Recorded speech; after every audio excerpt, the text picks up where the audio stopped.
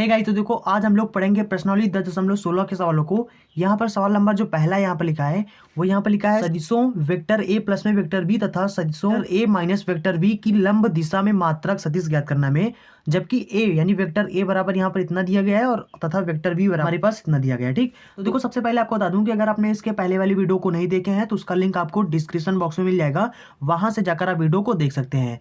तो चलिए वीडियो को शुरू करते हैं और देखते हैं इन सभी सवालों को हमें कैसे लगाना है। Hey there. Subscribe to my channel.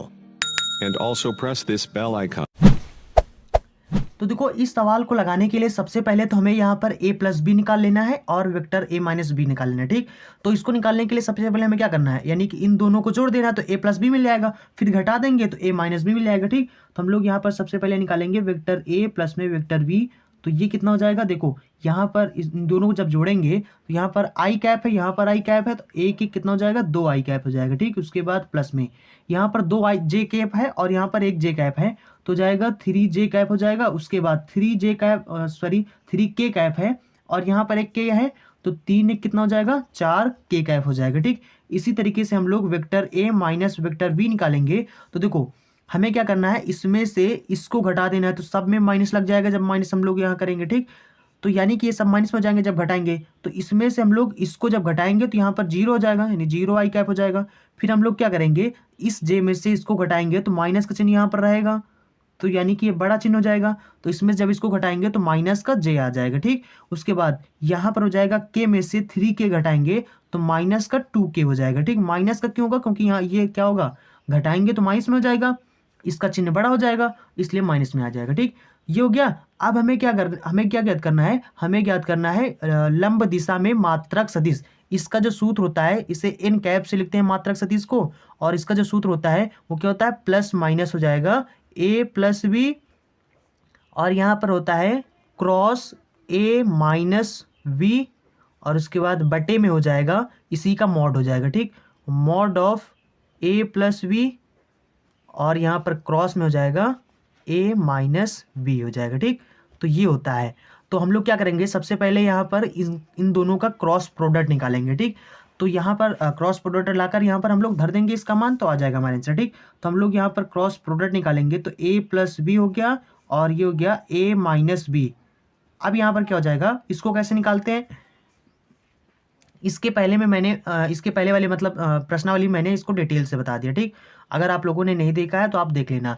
और यहाँ पर कितना हो जाएगा, देखो आई के नीचे आपको आई कैप का जो गुणांक है उसको लिखना। ठीक, इसका गुणांक कितना है, इसके आगे जो लिखा है वो इसका गुणांक होगा। ठीक, इसके आगे कितना लिखा है, 2 लिखा है, तो हम लोग सिंपल से यहाँ पर 2 लिख देंगे। उसके बाद इसका गुणांक कितना है, 3 है, तो हम लोग यहाँ सिंपल से 3 लिख देंगे। इसका गुणांक कितना है, 4 है, तो यहाँ पर 4 लिख देंगे। ठीक, उसके बाद इसी तरीके से हम लोग यहाँ पर भी देखना। ठीक, तो यहाँ पर कितना है, 0 है, उसके बाद -1 है, इसका गुणांक -2 है। ठीक, अब हम लोग इसको सॉल्व करेंगे तो यहाँ पर कितना हो जाएगा, तो ये हो जाएगा, देखो यहाँ पर सबसे पहले हम लोग लिखेंगे आई, और उसके बाद में यहाँ पर क्या करना है, आपको इसको भूल जाना है, इसको भूल जाना है। उसके बाद ये दोनों बचेंगे, अब इसको तिर्यक गुणा करेंगे, इसको इसमें गुणा करेंगे कितना हो जाएगा, माइनस का 6 हो जाएगा। इसको इसमें गुणा करेंगे कितना हो जाएगा, देखो सूत्र में माइनस में यहाँ पर होता है। ठीक, उसके बाद हम लोग यहाँ पर इसको गुणा करेंगे तो ये माइनस का 4 हो जाएगा, यहाँ पर माइनस पहले से है तो माइनस माइनस हो जाएगा प्लस, और ये हो जाएगा 4 का नाम 4। उसके बाद सूत्र के हिसाब से जो होता है वो माइनस यहाँ पर होना चाहिए। ठीक, तो जे के आगे माइनस लगा होता है हमेशा। ठीक, उसके बाद इसको फिर भूल जाएंगे, इसको भूल जाएंगे, जब जे वाला निकालेंगे। ठीक, तो यहाँ पे इसको इससे गुणा करेंगे कितना हो जाएगा, माइनस का 4 हो जाएगा, फिर माइनस लगाएंगे, उसके बाद इसको इससे गुणा करेंगे तो 0 हो जाएगा। ठीक, उसके बाद प्लस में यहाँ पर हो जाएगा के। अब यहाँ पर क्या हो जाएगा, इसको भूल जाएंगे, इसको भूल जाएंगे, ये दोनों बचेंगे, तिर्यक गुणा कर देंगे इसमें। ठीक, तो 2 एक नाम 2 जाएगा, यानी -2 हो जाएगा, इसको इससे गुणा करेंगे तो माइनस का 0 हो जाएगा। ठीक, तो यानी कि ये कितना हो गया, देखो 6 में से 4 घटाएंगे तो माइनस का चिन्ह बड़ा है, इसलिए यहाँ पर हो जाएगा 2 आई कैप हो जाएगा, और ये हो जाएगा ये माइनस माइनस हो जाएगा यहाँ पर प्लस, और ये हो जाएगा 4 जे कैप हो जाएगा। उसके बाद यहाँ इसमें गुणा करेंगे तो माइनस का 2 के कैप हो जाएगा। ठीक, ये आ गया हमारा इसका क्रॉस प्रोडक्ट। ठीक, अब हम लोग इसका यहाँ पर निकालेंगे इसकी लंब दिशा में मात्रक सदिश। ठीक, तो इसका सूत्र क्या होता है, प्लस माइनस ए प्लस बी, और उसके बाद में इसका क्रॉस ए माइनस बी हो जाएगा। ठीक, और बटे में इसी का मॉड हो जाएगा। ठीक, तो ए प्लस बी हो जाएगा, और उसके बाद क्रॉस में ए माइनस बी हो जाएगा। ठीक, ये हो जाएगा। अब देखो यहाँ पर इसके स्थान पर कितना आया, इसके स्थान पर आया यहाँ पर 2 माइनस का 2 आई कैप प्लस का 4 जे कैप और उसके बाद माइनस का 2 के कैप। ठीक, उसी इसके बाद इसका हम लोग मॉड निकालेंगे। मॉड कैसे निकाला जाता है, अंडर रूट लगा लो, उसके बाद आई कैप का जो गुणांक है उसका स्क्वायर कर दो, यानी -2 का स्क्वायर हो जाएगा, और प्लस में इसका जो गुणांक है उसका स्क्वायर कर दो, और उसके बाद प्लस में इसका जो गुणांक है उसका स्क्वायर कर दो। ठीक, तो हो जाएगा -2 का स्क्वायर हो जाएगा। अब यहाँ पर क्या हो जाएगा, ये हो जाएगा एन कैप बराबर में प्लस माइनस -2 आई कैप प्लस में 4 जे कैप और उसके बाद माइनस का 2 के कैप हो जाएगा। ठीक, बटे में यहाँ पर हो जाएगा 2 दूना 4 हो जाएगा। ठीक, इसका स्क्वायर करेंगे तो और 4 चौक 16 हो जाएगा, और उसके बाद प्लस में 2 दूना 4 हो जाएगा। ठीक, तो ये हो जाएगा, यहाँ पर हो जाएगा प्लस माइनस और माइनस का 2 आई कैप प्लस का 4 जे कैप और उसके बाद माइनस का 2 के कैप और बटे में यहाँ पर हो जाएगा 4 इसमें जोड़ेंगे 4 24 हो जाएगा। ठीक, और उसके बाद 24, अब 24 को आप क्या लिख सकते हो, देखो 24 को हम लोग यहाँ पे इसका गुणनखंड करेंगे तो जाएगा 12 और ये हो जाएगा 6, ये हो जाएगा 2, ये हो जाएगा 3। जिसका जोड़ा बन जाए उसको बाहर निकाल दो, जिसका जोड़ा ना बने उसको अंदर कर दो अंडर रूट के। ठीक, तो यहाँ पर हो जाएगा 3 दूना 6, इसका जोड़ा नहीं बन रहा, इसको अंदर कर दिया। ठीक, 2 का जोड़ा बन रहा था, इसको बाहर कर दिया।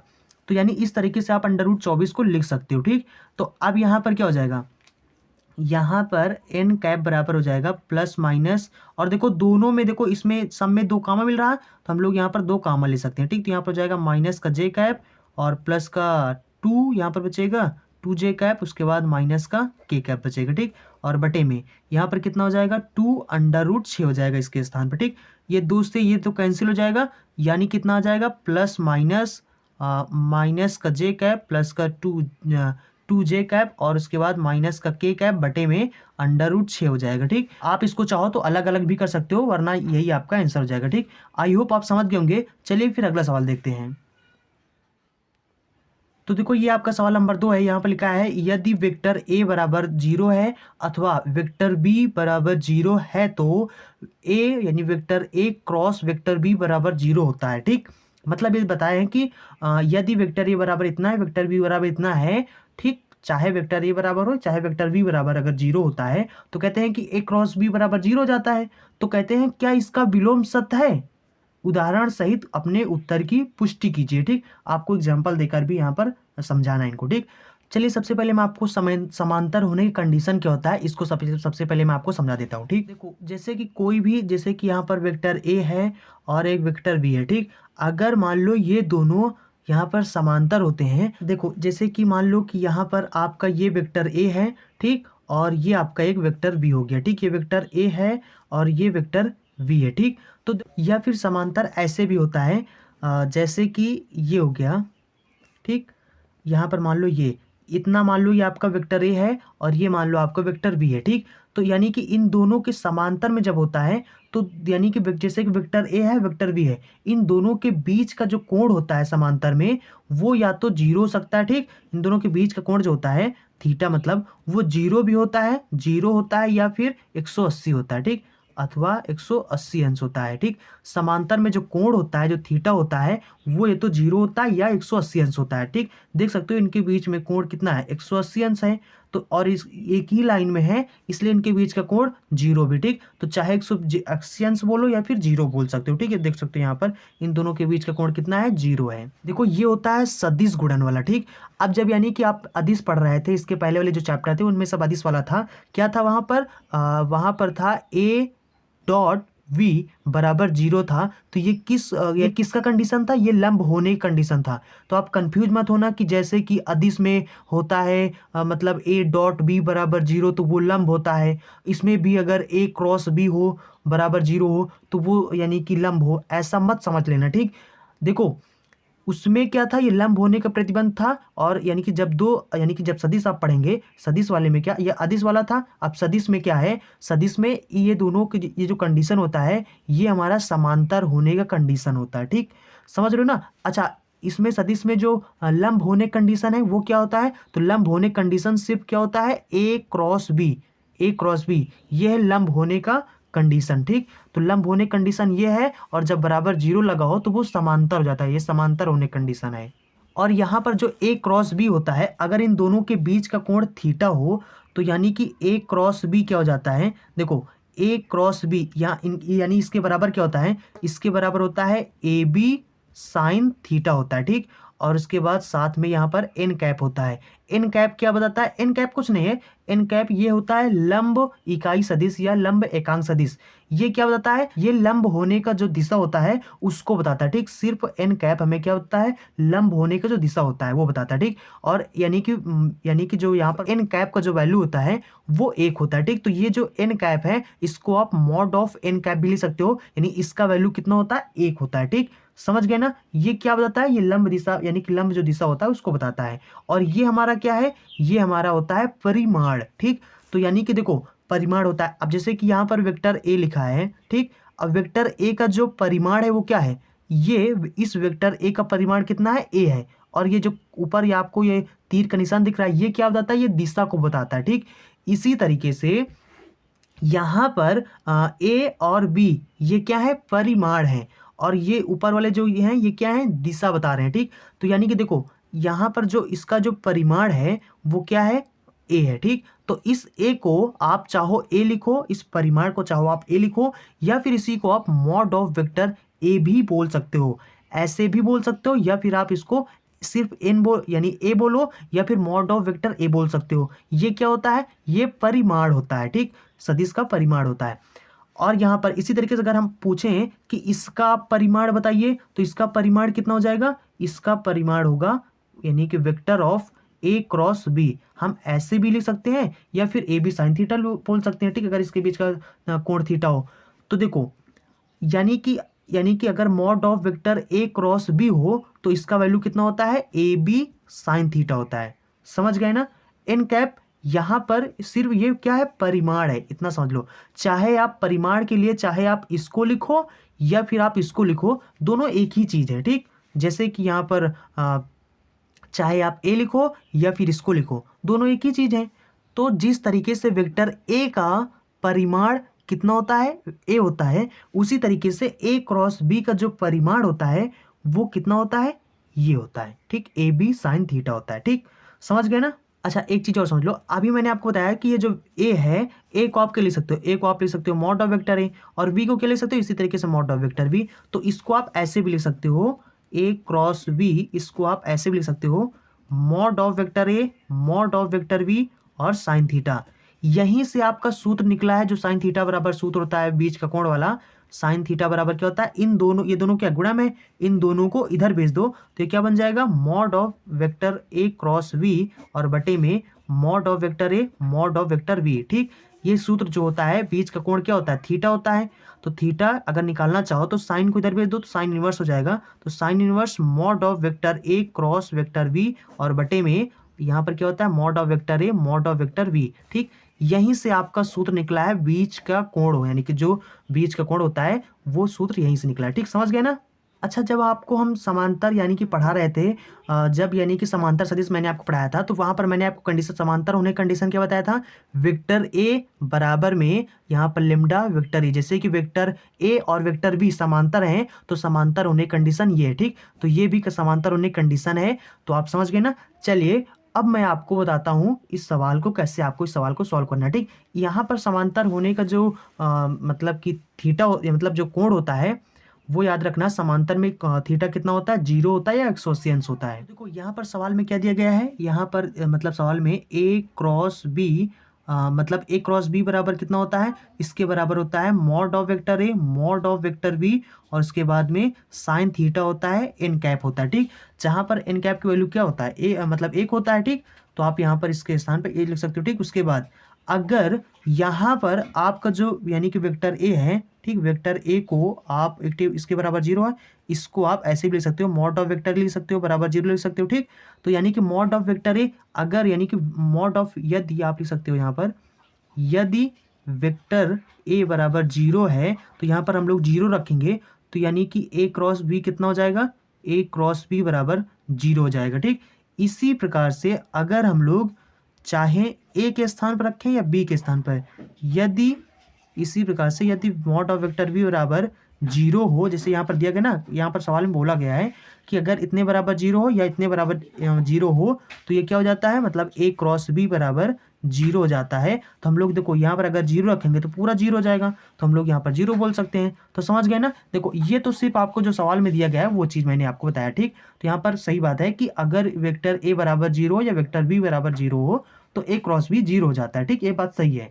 और यहाँ पर सवाल में क्या बोला गया है कि इसका विलोम सत्य है। आपको बताना है क्या इसका विलोम सत्य है। देखो इसका विलोम का मतलब ये बोल रहे हैं कि अगर मॉड ऑफ यानी कि मॉड ऑफ वेक्टर ए, मतलब कहने का मतलब वेक्टर ए बराबर जीरो है, वेक्टर बी बराबर जीरो है, तो कहते हैं कि ए क्रॉस बी जीरो हो जाता है। तो ये बताइए कि ए क्रॉस बी बराबर अगर जीरो हो तो क्या मतलब कि वेक्टर ए बराबर जीरो होगा, और यानी कि वेक्टर ए बराबर जीरो होगा कि नहीं होगा। ये चीज़, ये इसका विलोम है।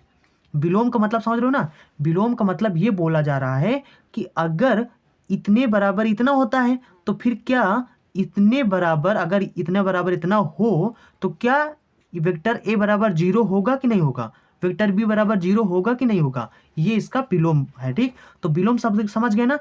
कहने का मतलब है, फिर से समझ लो, कहने का मतलब है कि ए बराबर अगर जीरो है और बी बराबर जीरो हो तो हमने अभी देखा है कि हाँ ए क्रॉस बी बराबर जीरो हो जाता है। ये चीज आपका सवाल भी बोल रहा है कि इसके बराबर जीरो हो जाता है। तो क्या बताइए इसका उल्टा सत्य है। उल्टा का मतलब तो क्या अगर ए क्रॉस बी बराबर जीरो हो अगर है तो क्या वेक्टर ए बराबर जीरो होगा, वेक्टर बी बराबर जीरो होगा। अगर होगा तो आप बताइए कि हाँ इसका विलोम सत्य है। अगर वेक्टर ए बराबर वेक्टर बी बराबर जीरो ना हो तो बता देना कि इसका विलोम सत्य नहीं है, ठीक। तो चलो चेक कर लेते हैं, ठीक। यानी कहते हैं कि अगर वेक्टर ए क्रॉस वेक्टर बी बराबर जीरो हो तो बताइए, ठीक। तो हम लोग चेक कर लेते हैं। देखो यहाँ पर इसके बराबर हम क्या लिख सकते हैं, इसके बराबर हम लिख सकते हैं mod of vector a mod of vector b और साइन थीटा एन कैप लिख सकते हैं, बराबर कितना जीरो है। तो हम लोग ऐसा करते हैं ना, इन सबको इधर भेज देंगे तो यहाँ पर कितना हो जाएगा साइन थीटा, और इसके स्थान पर एक लिख देंगे, ठीक। तो इसके स्थान पर एक हो जाएगा,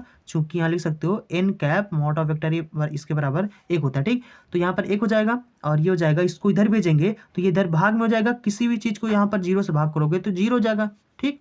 और एक को भी इधर भेज दोगे ये भी जीरो हो जाएगा। तो यानी कि साइन थीटा कितना आ गया, साइन थीटा बराबर आ गया जीरो। और साइन मतलब साइन में जीरो कितने अंश का कोण होता है, जीरो अंश का कोण होता है। साइन में कितने अंश का जीरो कोण है, तो यानी इसको हम ऐसे भी बोल सकते हैं, जीरो को हम बोल सकते हैं तो जाएगा साइन थीटा। जीरो के स्थान पर हम साइन जीरो भी लिख सकते हैं। क्यों लिख सकते हैं, क्योंकि जीरो साइन जीरो का मान जीरो होता है, ठीक। तो साइन से साइन कैंसिल हो जाएगा तो थीटा बराबर कितना आ जाएगा, जीरो अंश आ जाएगा, ठीक। यानी कि थीटा बराबर जीरो आ गया, ठीक। और यहाँ पर जो जीरो अंश होता है वो किस कंडीशन में होता है, जब समांतर होता है, ठीक। तो यानी कि इसका मतलब है यानी कि इसका मतलब क्या है कि ये जो है ये क्या है, मतलब ये क्या कंडीशन समांतर का है। तो यानी हम बोल सकते हैं कि वेक्टर ए और वेक्टर बी, इस केस में जो वेक्टर ए वेक्टर बी क्या है वो समांतर है, ठीक। समांतर है कि जो वेक्टर लेते हैं, वेक्टर ए और वेक्टर बी जो लेते हैं वो क्या लेते हैं, दो ऐसे, मतलब कि वेक्टर ए वेक्टर बी ऐसा लेते हैं समांतर में जो जिनका अगर हम लोग क्रॉस प्रोडक्ट निकालेंगे तो वो जीरो आ जाए, ठीक। तो यानी कि देखो अगर ये समांतर हैं तो समांतर में जो वेक्टर ए हम लोग लेते हैं, जैसे कि वेक्टर ए, तो वेक्टर ए जो लेंगे हम लोग, यहाँ पर एग्जाम्पल बोल रहे हैं ना कि एग्जाम्पल, तो सबसे पहले तो एक बात बता दो, इसका विलोम यानी कि अतः बोल सकते हो कि इसका जो विलोम है वो सत्य नहीं है, विलोम सत्य नहीं है, ठीक। सत्य नहीं है, क्यों नहीं है देखो। तो चलिए हम यहाँ पर जैसे कि वेक्टर ए बराबर हमने ले लिया यहाँ पर आई कैप, और उसके बाद प्लस में जे कैप ले लिया, और प्लस में के कैप ले लिया। और वेक्टर बी बराबर हम लोग देखो वेक्टर ए का वेक्टर बी जो लेना है वो या तो दुगना लेना है, वेक्टर बी जो लेंगे हम लोग या तो इसका मतलब वेक्टर ए का दुगना लेंगे या तिगुना लेंगे या चार गुना लेंगे, मतलब ऐसा ही कुछ लेंगे, ठीक। तभी उस यानी कि वो शून्येतर सदिश होगा, मतलब, ठीक। तो यानी कि जैसे कि यहाँ पर हम लोग दुगना लेते हैं, दुगना का मतलब होता है दो से सब में गुणा कर दो, तो यहाँ पर टू आई कैप हो जाएगा, प्लस में टू जे कैप हो जाएगा, प्लस में टू के कैप हो जाएगा, ठीक। अब हम लोग यहाँ पर ए क्रॉस बी निकालते हैं, अगर ये जीरो आ गया तब तो ये समांतर है, ठीक। तो ये क्या हो जाएगा, आई कैप हो जाएगा, जे कैप हो जाएगा, के कैप हो जाएगा। तो यहाँ पर देखते हैं जीरो आता है कि नहीं आता, ठीक।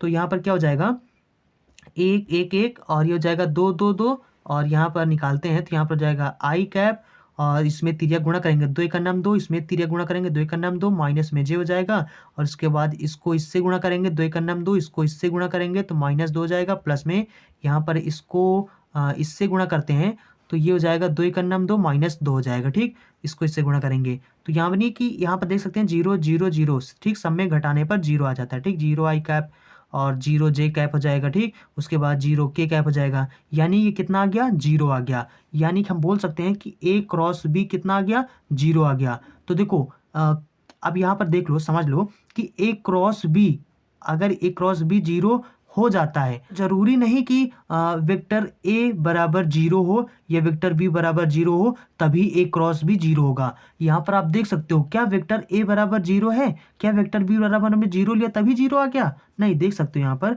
तो दो शून्येतर सदिश लोगे, दो शून्येतर सदिश आप ले लीजिए तो भी इसका जो क्रॉस प्रोडक्ट है वो 0 आ जाएगा, ठीक। समझ रहे हो ना। तो यहाँ पर क्या है, तो यहाँ पर इसलिए मैंने बोला कि इसका जो विलोम है वो सत्य नहीं है। आप खुद देख सकते हो, क्या इसका विलोम सत्य नहीं है। ये बोल रहा है कि अगर इतने बराबर 0 हो तो क्या ए क्रॉस बी बराबर 0 होगा। अगर 0 बराबर होगा तो बताओ सत्य होगा। कहाँ पर 0 हो रहा है, ए यानी वेक्टर ए बराबर हमने कहाँ पर 0 लिया, जो सत्य हम बोल देंगे, ठीक। अतः इसका विलोम क्या है, सत्य नहीं है, ठीक। एग्जाम्पल भी लेकर मैंने आपको समझा दिया, ठीक। तो यहाँ पर आप बोल सकते हो कि अतः विलोम सत्य नहीं है, विलोम सत्य नहीं है। अच्छा, इसके लिए आप क्या करोगे, तो आप यहाँ पर दो शून्येतर सदिश ले लीजिए, अर्थात मतलब कि आप कोई भी दो शून्येतर सदिश ले सकते हैं, शून्येतर सदिश लीजिए, ठीक। दो शून्येतर सदिश नहीं, समरेख, ठीक। समरेख लीजिए।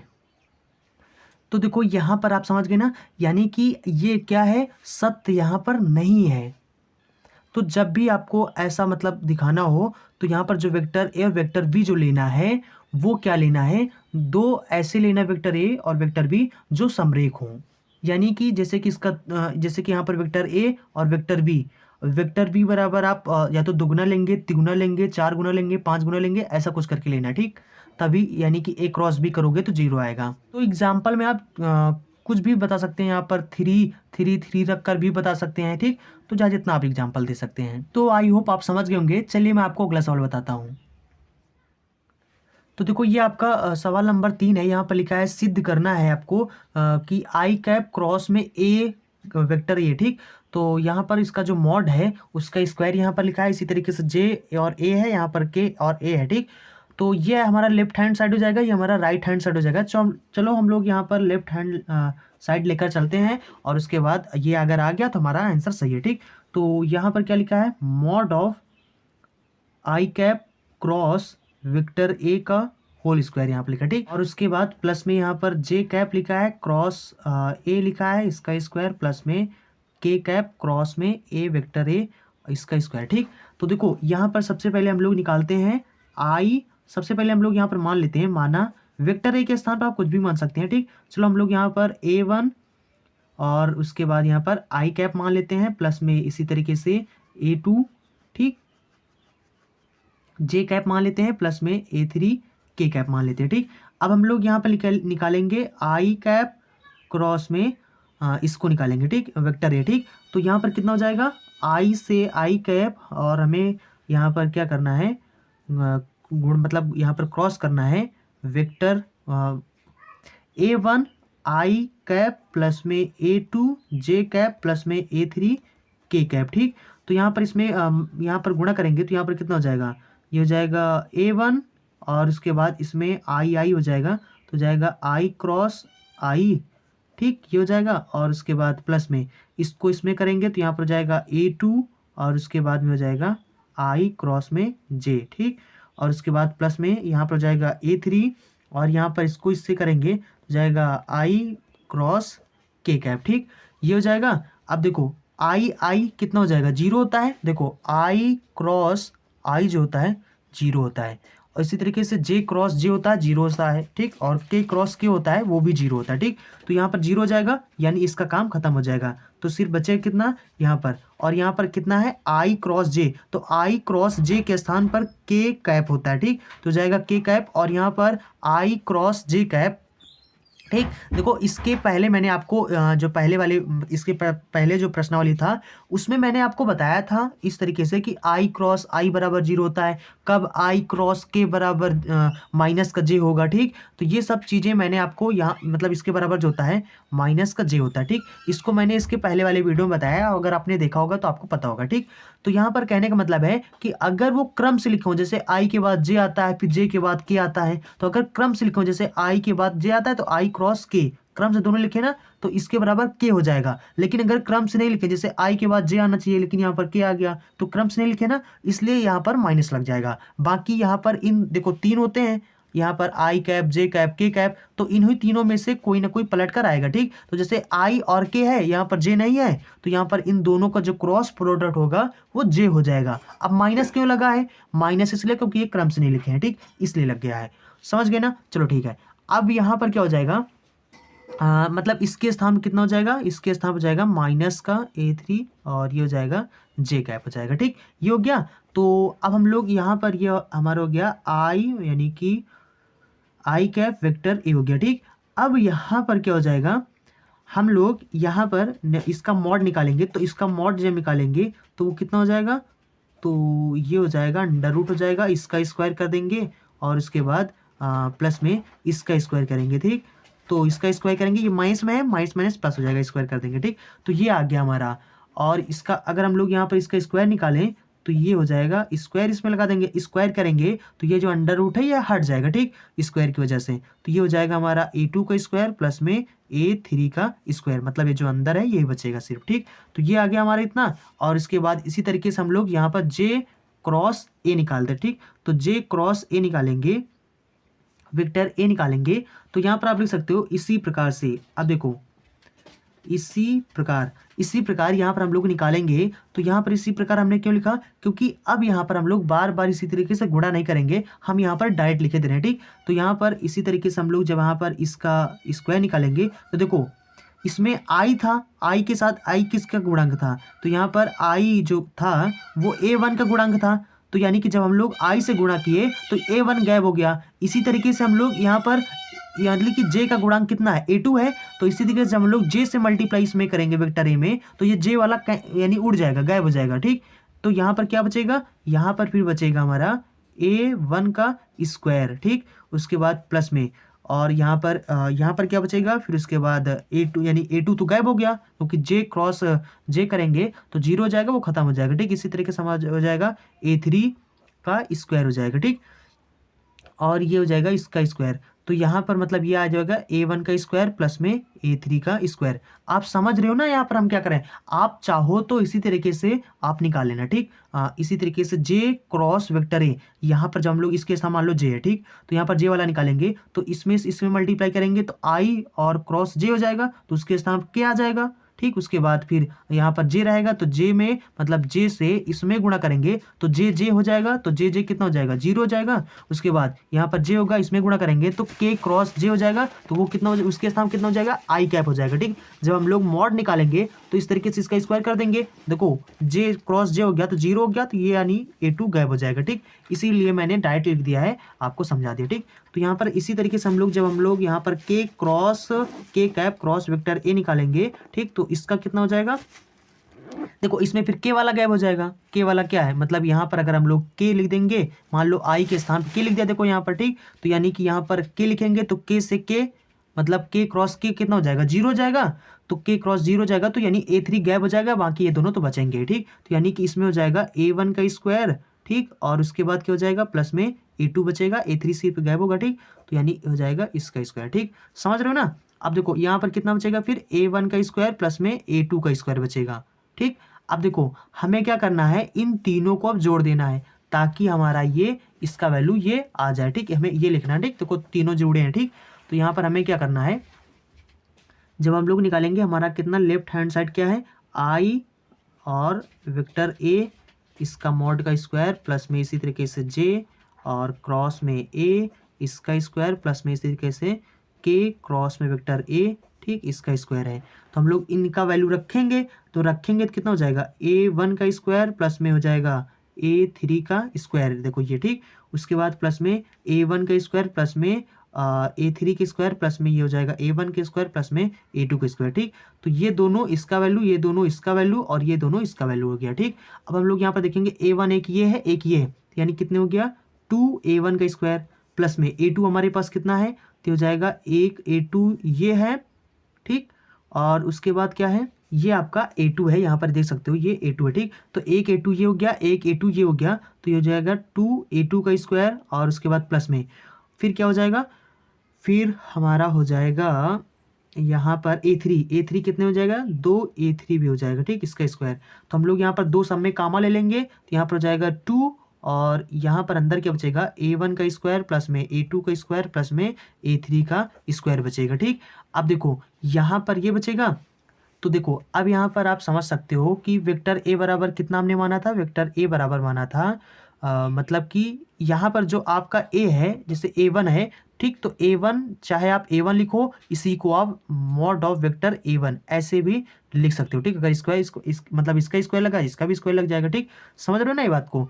अब यहाँ पर देखो वेक्टर ए बराबर हमने A1 आई कैप माना था, A2 जे कैप माना था प्लस में के मतलब A3 के कैप माना था। ठीक, तो हम लोग जब मॉड ऑफ वेक्टर ए निकालेंगे तो कितना हो जाएगा, ये हो जाएगा A1 का स्क्वायर प्लस में A2 का स्क्वायर प्लस में A3 का स्क्वायर हो जाएगा। ठीक, अब हम लोग इसका स्क्वायर निकाल लेंगे तो ये अंडर रूट हट जाएगा, जब अंडर रूट हट जाएगा तो ये हो जाएगा मॉड ऑफ वेक्टर ए का स्क्वायर कितना हो जाएगा A1 का स्क्वायर प्लस में A2 का स्क्वायर प्लस में A3 का स्क्वायर हो जाएगा। ठीक, तो ये हो जाएगा। अब देखो इसके स्थान पर हम लोग क्या लिख सकते हैं, मॉड ऑफ वेक्टर ए का स्क्वायर। ठीक, तो ये देखो ये लिखा है ना, इसके स्थान पर हम क्या लिख देंगे, इसके स्थान पर हम लोग लिख देंगे मॉड ऑफ वेक्टर ए का स्क्वायर। ठीक, तो ये हमारा हो जाएगा राइट हैंड साइड, इसी को हमें प्रूव करना था। आई होप आप समझ गए होंगे। चलिए फिर अगला सवाल देखते हैं।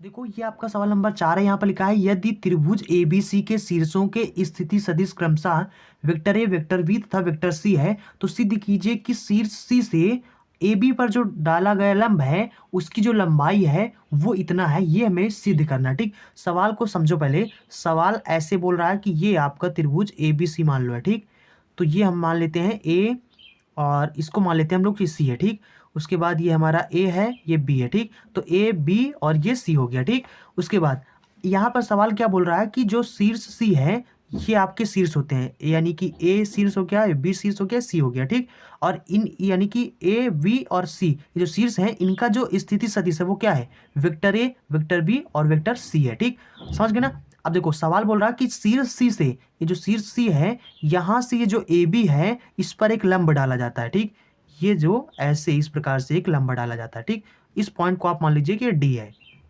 ठीक, तो यानी CD आपका क्या हो गया, लंब हो गया। इस CD लंब की लंबाई कितना है, ये है। तो इस चीज को हमें सिद्ध करना है कि इतना ही होता है इस CD का जो लंबाई है। ठीक, समझ गए ना। तो देखो ये हमारा त्रिभुज है। अब आप त्रिभुज का सूत्र जानते होंगे, त्रिभुज ABC का जो क्षेत्रफल होता है।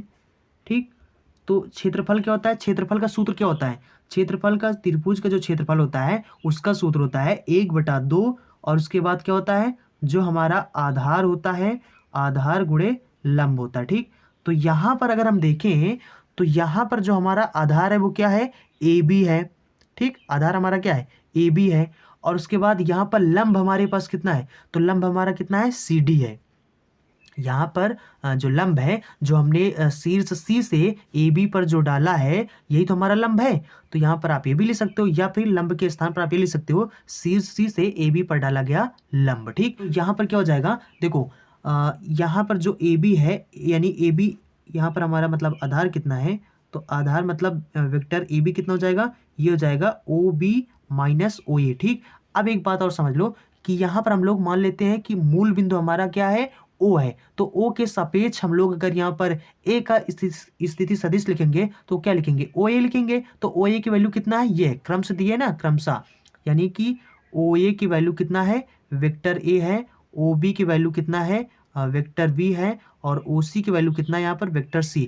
ये चीज हमें क्या है, दिया हुआ है। ठीक, दिया है। ठीक, अब देखो यहाँ पर क्या हो जाएगा, इसके स्थान जब हम लोग निकालेंगे तो हो जाएगा V माइनस वेक्टर A। उसके बाद यहाँ पर हमारा लंब कितना है, CD है। तो ये कितना हो जाएगा, वेक्टर सी डी हो जाएगा हमारा, ठीक। ये हो गया। और उसके बाद ये हमारा क्या है, ये हमारा लंब है, ठीक। तो यहाँ पर आप यहाँ पर इसको आप ऐसे लिख दीजिए, ठीक। तो इस सूत्र को आपको हम ऐसे समझाते हैं, ठीक। देखो इसको आप ऐसे लिख देना, वेक्टर ए बी सी का क्षेत्रफल, तो ये कितना होता है 1/2। और हमें क्या निकालना है, हमें ये यहाँ पर जो लंब है इसी को हमें निकालना है, क्योंकि इसी का लंबाई हमें निकालना है। तो यहाँ पर लिख देंगे हम लोग शीर्ष सी से ए बी पर डाला गया लंब, ठीक। तो डाला गया लंब हो जाएगा, हमें इसी की वैल्यू निकालना है, ठीक। तो देखो त्रिभुज एबीसी का जो क्षेत्रफल होता है वो क्या होता है 1/2, और उसके बाद दो भुजाएं होती हैं, उन दो भुजाओं का गुणन होता है। तो हम लोग यहाँ पर सबसे पहले त्रिभुज एबीसी का क्षेत्रफल ही निकाल लेते हैं। तो त्रिभुज एबीसी का क्षेत्रफल, ठीक। तो यहाँ पर कितना हो जाएगा 1/2, और उसके बाद क्या हो जाएगा ए बी क्रॉस में ए सी हो जाएगा, ठीक। ये मैंने आपको इसके पहले वाले चैप्टर में आपने खूब इस तरह के क्षेत्रफल निकाला, ठीक। तो मतलब इस ए बी सी का जो क्षेत्रफल होता है, मतलब त्रिभुज का जो क्षेत्रफल होता है उसके दो सूत्र होते हैं, ठीक। तो चाहो तो आप ऐसे निकाल लो ए क्रॉस बी इसके बराबर करके, और यह होता है आधार गुणे जो लंब होता है, ठीक। तो यहाँ पर क्या हो जाएगा 1/2, ए बी के स्थान पर क्या है वेक्टर बी और माइनस वेक्टर ए है, ठीक। इसी तरीके से यहाँ पर ए सी निकालेंगे तो ये हो जाएगा पीछे वाला इस मतलब सी का स्थिति सदिश माइनस ओ का स्थिति, तो ये हो जाएगा मतलब कि इतना हो जाएगा, ठीक।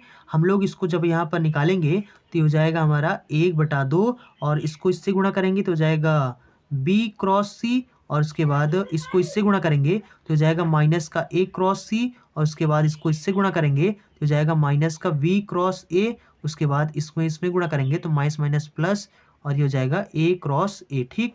तो देखो ए क्रॉस ए इसका वैल्यू कितना हो जाएगा 0 हो जाएगा, तो वो कैंसिल हो जाएगा 1/2, और इसको हम कैसे लिख सकते हैं वी क्रॉस सी, ठीक। और इसको आगे लिख देंगे, इसको पीछे कर देंगे, तो इसके यानी ऐसा कर सकते हैं लेकिन माइनस चिन्ह लग जाता है, ठीक। तो माइनस का चिन्ह हो जाएगा तो माइनस माइनस प्लस हो जाएगा, तो वेक्टर सी क्रॉस में वेक्टर ए हो जाएगा। इसी तरीके से हम लोग इसको भी पलट के लिख सकते हैं, लेकिन फिर माइनस लगाना पड़ेगा। तो माइनस पहले से है, माइनस माइनस हो जाएगा प्लस, और ये हो जाएगा ए क्रॉस बी हो जाएगा, ठीक। इसके स्थान पर 0 हो गया तो ये काम खत्म हो गया। तो ये आ गया हमारा क्या आ गया एबीसी का क्षेत्रफल। तो जहां पर एबीसी का क्षेत्रफल है इसके स्थान पर हम लोग क्या लिख देंगे, इसको लिख देंगे, ठीक। ये वाला जो अभी निकालना, ठीक। तो एबीसी का क्षेत्रफल हमें पता है, हमें आधार पता है, हमें क्या नहीं पता, हमें शीर्ष सी से जो ए बी पर डाला गया लंब है ये नहीं पता है, ठीक। तो इसको हम लोग यहाँ पर चलो निकाल लेते हैं, ठीक। तो यहाँ पर ये क्या हो जाएगा, तो ये हो जाएगा हमारा 1/2, और उसके बाद में और यहाँ पर आप मॉड लगा देना, ठीक, क्योंकि ये मॉड में होता है। तो यहाँ पर हमारा हो जाएगा मॉड में, तो ये हो जाएगा हमारा मॉड ऑफ और वी क्रॉस सी हो जाएगा, और प्लस में ये हो जाएगा हमारा सी क्रॉस ए है, और प्लस में ए क्रॉस बी है, ठीक। ये हो जाएगा बराबर में 1/2, और उसके बाद में क्या है हमारा, देखो त्रिभुज इसका क्षेत्रफल, तो इसके स्थान पर हमने जो अभी निकाला क्षेत्रफल उसको रख दिया, और ए यहाँ पर क्या है हमारा 1/2 है। उसके बाद हो जाएगा यहाँ पर आधार हमारा कितना है ए बी है, तो ए बी की वैल्यू कितना है ये है, ठीक। अब यहाँ पर हो जाएगा आधार का जो लंबाई है, ठीक। तो लंबाई निकालते हैं तो यानी उसका मॉड निकालते हैं, तो यानी कि हो जाएगा mod of vector b minus vector a, ठीक। उसके बाद क्रॉस ये हो जाएगा शीर्ष, ये हमें नहीं पता, मतलब इसी चीज़ को हमें निकालना है, शीर्ष सी से ए बी पर लंब, ठीक। तो लंब की लंबाई, ठीक। तो ये कितना हो जाएगा, देखो इससे ये कैंसिल हो जाएगा, और ये गुणा में है इधर आ जाएगा भाग में, तो यानी कि ये सिर्फ बचेगा, तो यानी ये हो जाएगा इधर भाग में, ठीक, बटे में हो जाएगा इधर। तो ये हम लोग निकालेंगे यहाँ पर शीर्ष सी से यहाँ पर लिखेंगे ए बी पर डाला गया लंब की लंबाई कितना हो जाएगा, ये हो जाएगा ए क्रॉस बी, ठीक, प्लस में बी क्रॉस सी, और प्लस में सी क्रॉस ए, ठीक। ये हो जाएगा, और बटे में जब इसको इधर भेजेंगे तो ये हो जाएगा बटे में vector v minus vector a का मॉड हो जाएगा, ठीक।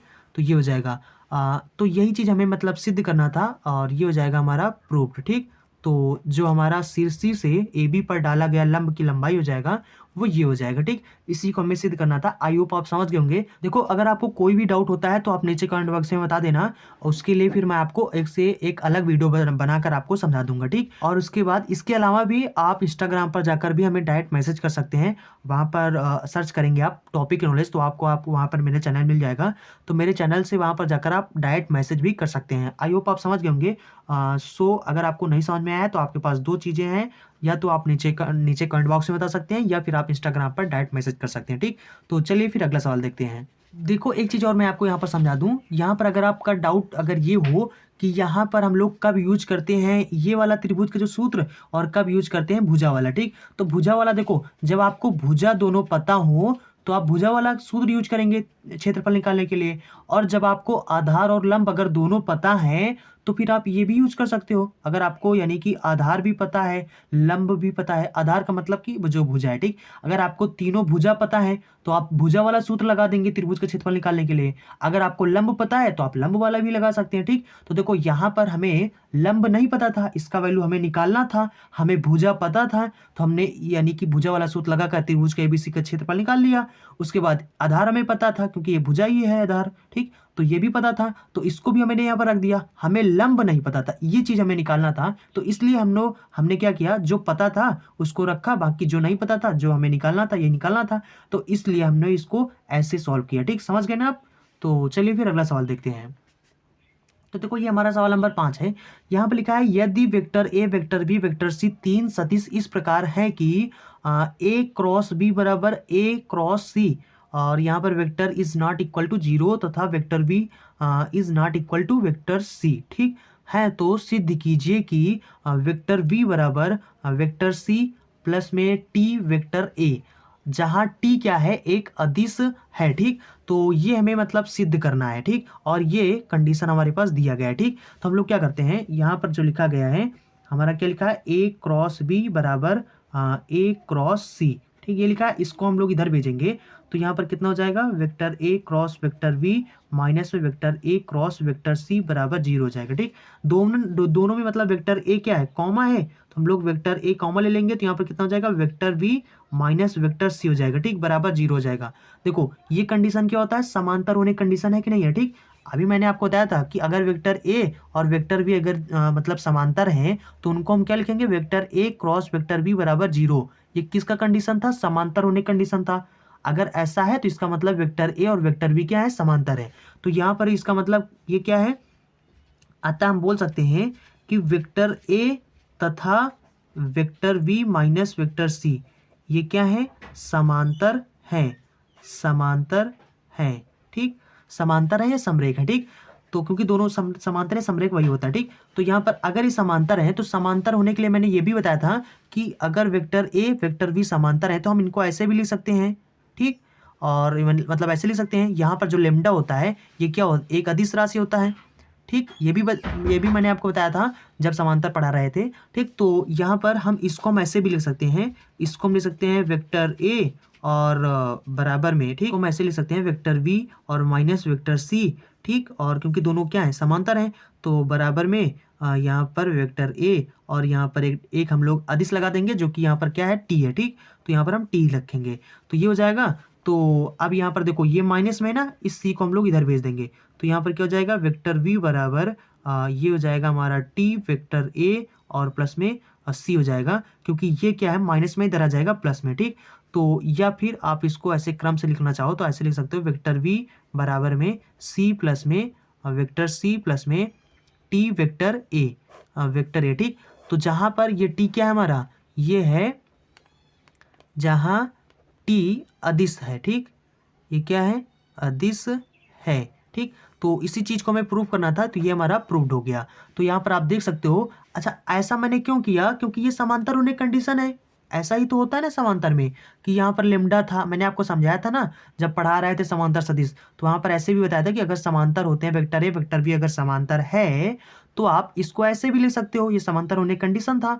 तो यहाँ पर क्या है, तो यहाँ पर देखो ये दोनों क्या हो गए, ये दोनों, इसका मतलब है कि ये समांतर होने की ये भी कंडीशन है, तो ये दोनों समांतर है, तो इनको हम ऐसे भी लिख सकते हैं, जहां पर टी क्या है, ये एक अदिश होता था। ठीक, यहाँ पर जो लेमडा होता था क्या होता, अदिश होता था। लेमडा के स्थान पर आप जो भी अदिश रखना चाहो, ठीक, कुछ भी अदिश, यहाँ पर जैसे मैंने टी रख दिया, ठीक, तो टी रखकर यहाँ पर आपको मतलब सवाल में क्योंकि टी था इसलिए मैंने यहाँ पर टी अदिश रख दिया। ठीक, तो ये हमारा अदिश होता है, कुछ भी आप रख सकते हो।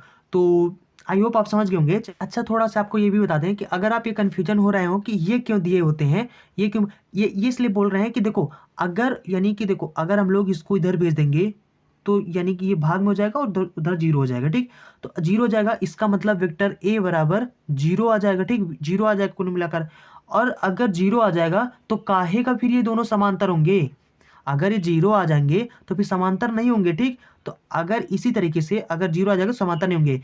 अब क्योंकि ये समांतर है, ये समांतर होने कंडीशन आ रहा है, ठीक, इसलिए समांतर है, इसलिए यहाँ पर ए मतलब कि इसका मतलब हुआ कि ए बराबर जीरो नहीं है। ठीक, आप यहाँ पर अगर यहाँ पर ये है कि देखो गुणा में है, इसको इधर भेजोगे तो भाग में हो जाएगा, भाग में हो जाएगा तो यानी कि v माइनस सी बराबर जीरो हो जाएगा, तो यानी वेक्टर v बराबर वेक्टर सी हो जाएगा। अगर ये ऐसा करोगे तो ये फिर समांतर नहीं होंगे। ठीक, तो इसलिए यहाँ पर ये क्रॉस लगा दिया। ठीक, समझ गए ना। देखो मतलब समांतर में होता है कि समांतर में आप इसको ना इधर भेज सकते हो ना इधर भेज सकते हो। अगर ऐसा कर दोगे तो ये फिर शून्य हो जाएगा ना, इसके बराबर शून्य हो जाएगा, तो यानी v बराबर भी शून्य हो जाएगा, तो शून्य हो जाएगा। तो अभी जो सवाल नंबर 2 था उसमें यही चीज तो था कि समांतर में क्या होता है, यानी कि समांतर में क्या होता है, वेक्टर वेक्टर ए और वेक्टर v इसके बराबर कुछ ना कुछ होता है। जैसे इसके बराबर i लिख दो तो इसके बराबर 2i लिख दो। ठीक, तो ये होता है, शून्य नहीं होता है। ठीक, तो इसलिए वेक्टर मतलब इसमें बता रहे हैं ना, इसमें शून्य नहीं होता है समांतर में। ठीक, इसलिए यहाँ पर ये कंडीशन बता दी है। ठीक, तो आई होप आप समझ गए होंगे। चलिए फिर अगला सवाल देखते हैं। तो देखो यहाँ पर सवाल नंबर 6 आपका है कि vector a, vector b, vector c तीन शून्येतर सदिश इस प्रकार है कि वेक्टर ए क्रॉस वेक्टर बी बराबर वेक्टर सी है, और v cross vector c, v cross vector c बराबर वेक्टर a तथा vector c cross vector a बराबर वेक्टर v है। तो दिखाइए कि या सिद्ध कीजिए कि vector a, vector b, vector c क्या है, परस्पर मात्रक सदिश है।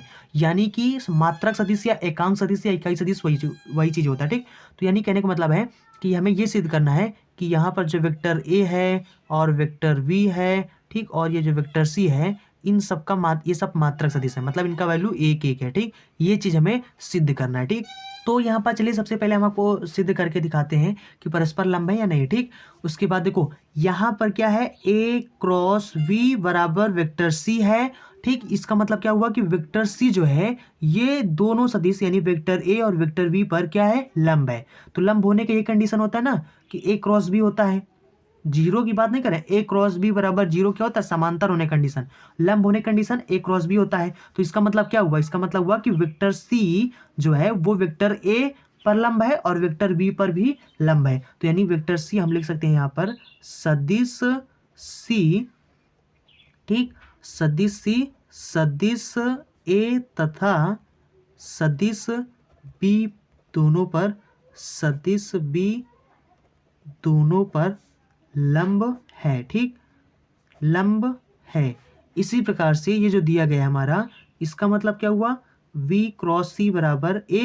ठीक, तो इसका मतलब वेक्टर a जो है ये क्या है, वेक्टर b और वेक्टर c पर लंब है। तो यहाँ पर आप यहाँ पर लिख सकते हो। ठीक, तो मतलब कि लिख सकते हो कि सदिश, तो यहाँ पर मैंने आपको लिख दिया। ठीक, कि मतलब सदिश a क्या है, सदिश b तथा सदिश c पर लंब है। इसी तरीके से हमारा दिया गया है वेक्टर c बराबर कितना, v दिया गया। ठीक, तो इसका मतलब क्या हुआ, वेक्टर v जो है ये c और b पर लंब है। तो यहाँ पर आप इसको भी लिख दो। तो देखो यहाँ पर ये क्या है कि vector a cross vector b बराबर c था, तो इसमें मतलब सदिश c और सदिश a और b पर क्या था, लंब है। यहाँ पर वेक्टर a क्या है, सदिश b और c पर लंब है। यहाँ पर देखते हैं तो यानी कि वेक्टर v क्या है, ये सदिश c पर और सदिश a पर लंब है। तो यानी कि एक बार a b c सब क्या है, आपस में क्या है, मतलब परस्पर यानी कि परस्पर लंब है। तो आप यहाँ पर हम बोल सकते हैं, यहाँ पर आप देख सकते हो खुद। ठीक, तो यहाँ पर बोल सकते हैं कि दिए गए जो सदिश हैं, ठीक, दिए गए सदिश क्या है, परस्पर लंब है, परस्पर लंब है। ठीक, अब ये मात्रक सदिश आपको हम दिखा देते हैं। ठीक, अब देखो क्योंकि आपको पता है दिया गया है वेक्टर सी बराबर a क्रॉस v, ठीक, ये दिया गया है। ठीक, तो यहाँ पर क्या हो जाएगा, इसको हम लोग ऐसे भी ले सकते हैं, ठीक। वेक्टर सी बराबर में इसको हम लोग लिख सकते हैं ए बी, या फिर मॉड लगा सकते हैं, ठीक। तो यहाँ पर हो जाएगा साइन थीटा एन कैप होता है, ठीक।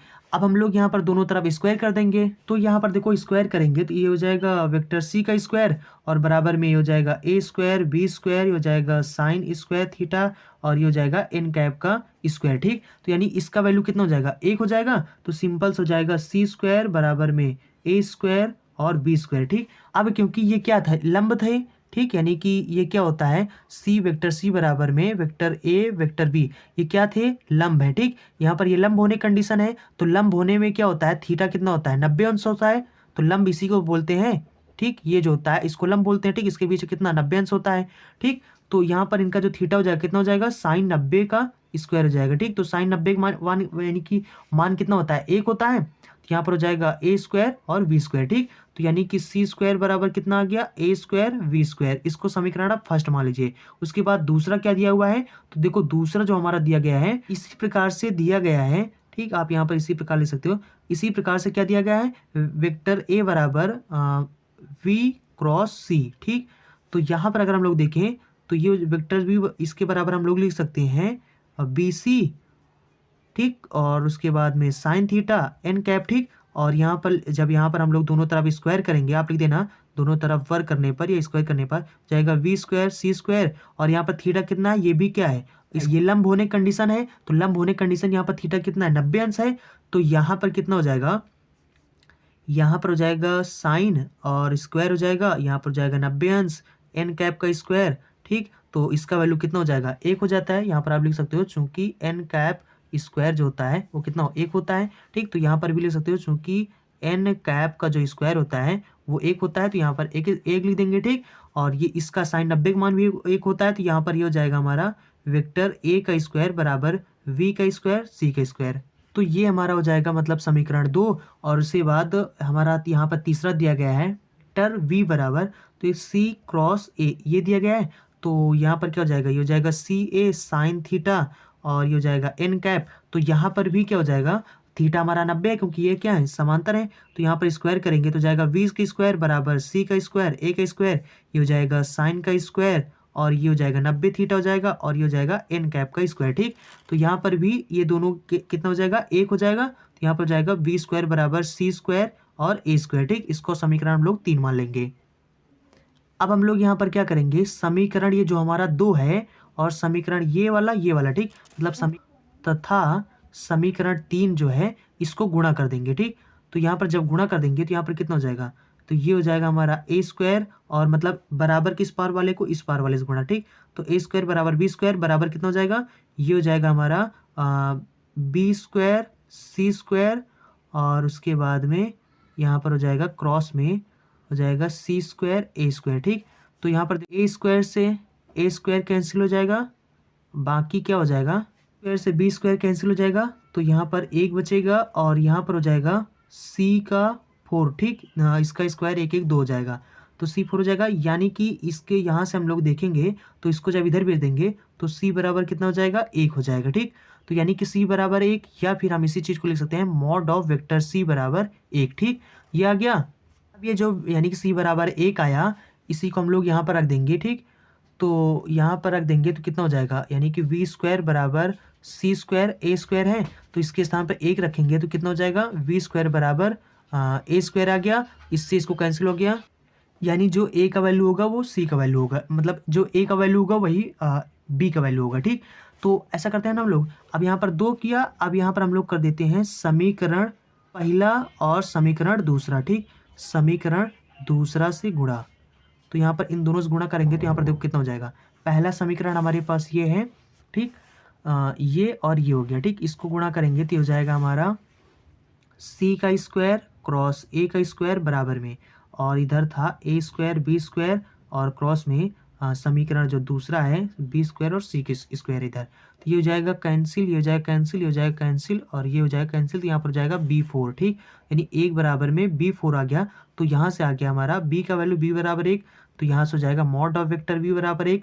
इसी तरीके से हम लोग लिख सकते हैं, इसी प्रकार से बोल सकते हैं, इसी प्रकार क्योंकि b बराबर क्या था, b बराबर अभी हमने देखा v बराबर a है, तो यानी कि जो b का वैल्यू होगा वही a का वैल्यू होगा। ठीक, तो इसी तरीके से मॉड ऑफ वेक्टर a बराबर कितना आ जाएगा, 1 आ जाएगा। ठीक, अब हम लोग यहाँ पर देखे हैं तो तीनों का वैल्यू क्या हो गया, 1 आ गया, यानी ये क्या हो गया, मात्रक सदिश आ गया। ठीक, तो यानी कि मॉड ऑफ वेक्टर a बराबर मॉड ऑफ वेक्टर v बराबर मॉड ऑफ वेक्टर c बराबर कितना आ गया, 1 आ गया। ठीक, तो यही चीज हमें सिद्ध करना था, तो ये हमारा हो गया प्रूव्ड। आई होप आप समझ गए होंगे। चलिए फिर अगला सवाल देखते हैं। तो देखो ये हमारा सवाल नंबर 7 है। यहाँ पे लिखा है यदि वेक्टर ए बराबर इतना है, वेक्टर बी बराबर इतना है तथा वेक्टर सी बराबर इतना है तो सिद्ध कीजिए कि वेक्टर ए, वेक्टर बी और वेक्टर सी इकाई सदिशों का एक लंब कोणीय दक्षिणावर्ती निकाय बनाते हैं। ठीक, तो सबसे पहले हमें मतलब इकाई सदिश सिद्ध करना है, उसके बाद लंब कोण मतलब ये इसका जो लंब होने का प्रतिबंध है, मतलब इसको सिद्ध करना है कि ये लंब है। ठीक, और उसके बाद तीसरा में दक्षिणावर्ती निकाय बताना है कि ये दक्षिणावर्ती निकाय मतलब बनाते हैं, इस चीज को हमें सिद्ध करना है। ठीक, तो चलिए इसको शुरू करते हैं। तो यहाँ पर सबसे पहले हम लोग इकाई सदिश देख लेते हैं कि इकाई सदिश है या नहीं। ठीक, तो यहाँ पर इकाई सदिश निकालने के लिए हम क्या करते हैं, वेक्टर उसका मॉड निकाल लेते हैं। ठीक, यानी कि इकाई सदिश क्या होता है, अगर इसका जो मॉड है वेक्टर ए का, वेक्टर बी और वेक्टर सी, इसका जो मॉड है अगर वो 1 आ गया तो इसका मतलब इकाई सदिश है। ठीक, तो यहाँ पर इसका मॉड निकालेंगे तो यहाँ पर कितना हो जाएगा, तो ये वेक्टर ए है, तो यहाँ पर आप देख सकते हो कि इसमें मतलब सब में गुणा करेंगे तो ये 2/7 हो जाएगा, इसमें गुणा करेंगे तो ये 3/7 हो जाएगा, इसमें गुणा करेंगे तो 6/7 हो जाएगा। मतलब इसमें आई कैप का गुणांक कितना है, पहले अंडर रूट लगाएंगे। आई कैप का गुणांक कितना है, 2/7 है, तो इसका स्क्वायर कर देंगे, क्योंकि मॉड निकालने के लिए क्या करते हैं, मतलब इसका जो गुणांक होता है उसका स्क्वायर कर देते हैं। इसमें हो जाएगा 3/7, तो यहाँ पर कर देंगे 3/7 का स्क्वायर, और यहाँ पर हो जाएगा 6/7 का स्क्वायर हो जाएगा। ठीक, तो ये हो जाएगा मॉड ऑफ वेक्टर है। ठीक, अब यहाँ पर हो जाएगा 2 दूना 4/7 और प्लस में 3 त्रिक का 9 और बटे में 7/49 हो जाएगा, प्लस में 6 36/49 हो जाएगा। ठीक, सब में हर बराबर है, हम इनको जोड़ सकते हैं। ठीक, जोड़ेंगे तो कितना हो जाएगा, ये हो जाएगा इसमें जोड़ेंगे तो कितना हो जाएगा, 45 45 4 49। ठीक, ये हो जाएगा 49 और सब में हर बराबर इसलिए 49 हो जाएगा। ठीक, 49/49 से काटेंगे तो 1 आ जाएगा। ठीक, तो मतलब कि देख सकते हो आप यहाँ पर जो मॉड ऑफ वेक्टर ए आ गया, मॉड ऑफ वेक्टर ए आ गया, वो कितना आ गया, 1 आ गया। ठीक, अब हम लोग इसी तरीके से मॉड ऑफ वेक्टर बी निकालेंगे, तो वेक्टर बी निकालेंगे तो इसमें भी इसी तरीके से हो जाएगा। यहाँ पर देख सकते हो तो यहाँ पर कितना है, ये हो जाएगा 3/7, ये हो जाएगा 6/7, ये हो जाएगा 2/7। ठीक, तो यहाँ पर हो जाएगा हमारा 3/7 का स्क्वायर इसी तरीके से, और यहाँ पर हो जाएगा 6/7 का स्क्वायर, और उसके बाद इसी तरीके से हो जाएगा 2/7 का स्क्वायर। तो ये कितना हो जाएगा, ये हो जाएगा 3 त्रिक का 9, प्लस में देखो सब में हर बराबर है ना, तो ये कितना हो जाएगा 3 त्रिक का 9, 6 छंग 36, प्लस में 2 दूना 4 और बटे में 7/49 हो जाएगा। ठीक, तो यहाँ पर अगर हम लोग जोड़ेंगे तो ये भी 49/49 हो जाएगा, यानी ये भी कैंसिल हो जाएगा, कुल मिलाकर यहाँ पर 1 आ जाएगा। ठीक, तो ये भी आ गया हमारा मॉड ऑफ वेक्टर बी बराबर 1 आ गया। इसी तरह से हम लोग निकालेंगे मॉड ऑफ वेक्टर सी। तो अब मॉड ऑफ वेक्टर सी निकालेंगे तो इसमें भी कितना, देखो यहाँ पर इसमें भी 6/7, इसमें भी 2/7, इसमें भी 3/7। अगर हम लोग देखें तो इसमें भी 3 2 6 था, इसमें भी 6 3 2 है, कुल मिलाकर और बटे में 7 है, तो कुल मिलाकर ये भी आ जाएगा हमारा 49/49। ठीक, क्योंकि वही चीज़ है। ठीक, तो यहाँ पर इससे कैंसिल हो जाएगा, 1 हो जाएगा। यहाँ पर हम देख सकते हैं कि mod of vector a, mod of vector b और इन सब का वैल्यू क्या आ रहा है, सेम आ रहा है, यानी कि ये क्या है, इनका वैल्यू मतलब 1 आ रहा है। इसका मतलब ये कैसा सदिश है, इकाई सदिश है। ठीक, तो ये चीज़ हो गया हमारा सिद्ध। अतः वेक्टर ए, वेक्टर बी तथा वेक्टर सी इकाई सदिश हैं। ठीक, इकाई सदिश हैं। ठीक, अब हम देखते हैं कि लंब है कि नहीं है। ठीक है, तो लंब होने के प्रतिबंध क्या होता है, ए डॉट बी बराबर कितना होता है, 0 होता है, तो हम लोग ए डॉट बी निकाल लेते हैं। अगर 0 आ गया तो मतलब लंब भी है। ठीक, तो अब यहाँ पर क्या है, ए यानी कि वेक्टर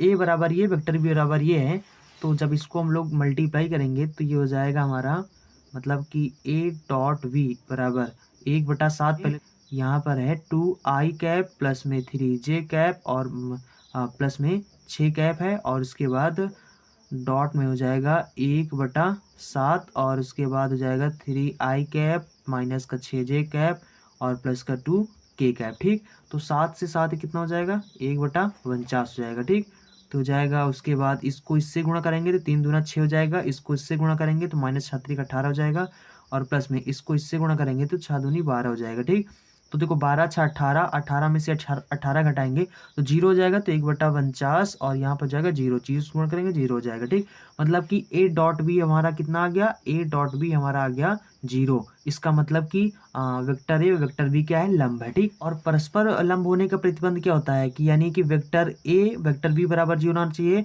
और इसी तरीके से वेक्टर बी वेक्टर सी बराबर 0 आना चाहिए, इसी तरीके से वेक्टर सी और वेक्टर ए बराबर 0 आना चाहिए। ठीक, अगर ऐसा कंडीशन फॉलो हो जाता है तो इसका मतलब कि ये तीनों क्या है, परस्पर लंब है। ठीक, तो यहाँ पर ये तो आ गया। इसी तरीके से हम लोग जब निकाल देंगे, ठीक, इसी प्रकार से हम लोग जब निकालेंगे तो यहाँ पर आप देखो वेक्टर बी और वेक्टर सी को मल्टीप्लाई करके देख लेना, वो भी 0 आ जाएगा। ठीक, तो इसके बराबर हो जाएगा। इसी तरीके से हम लोग जब वेक्टर सी और वेक्टर ए करेंगे तो ये भी 0 आ जाएगा। ठीक, आप इसको निकाल कर चेक भी कर सकते हैं, वरना ये आएगा इतना ही। ठीक, तो अतः हम बोल सकते हैं, अतः दिए गए सदिश, दिए गए जो सदिश हैं ये लंब हैं, परस्पर लंब हैं। ठीक, परस्पर लंब हैं। अब हम लोग देखते हैं कि ये दक्षिणावर्ती निकाय बनाते हैं या नहीं बनाते हैं। ठीक, अगर बनाते हैं तो फिर हमारा सिद्ध हो जाएगा पूरा। ठीक, तो चलिए देखते हैं। अब देखो दक्षिणावर्ती निकाय का मतलब ये हुआ कि जैसे कि यहाँ पर हमारे पास कितना है, ए बी और सी है। ठीक,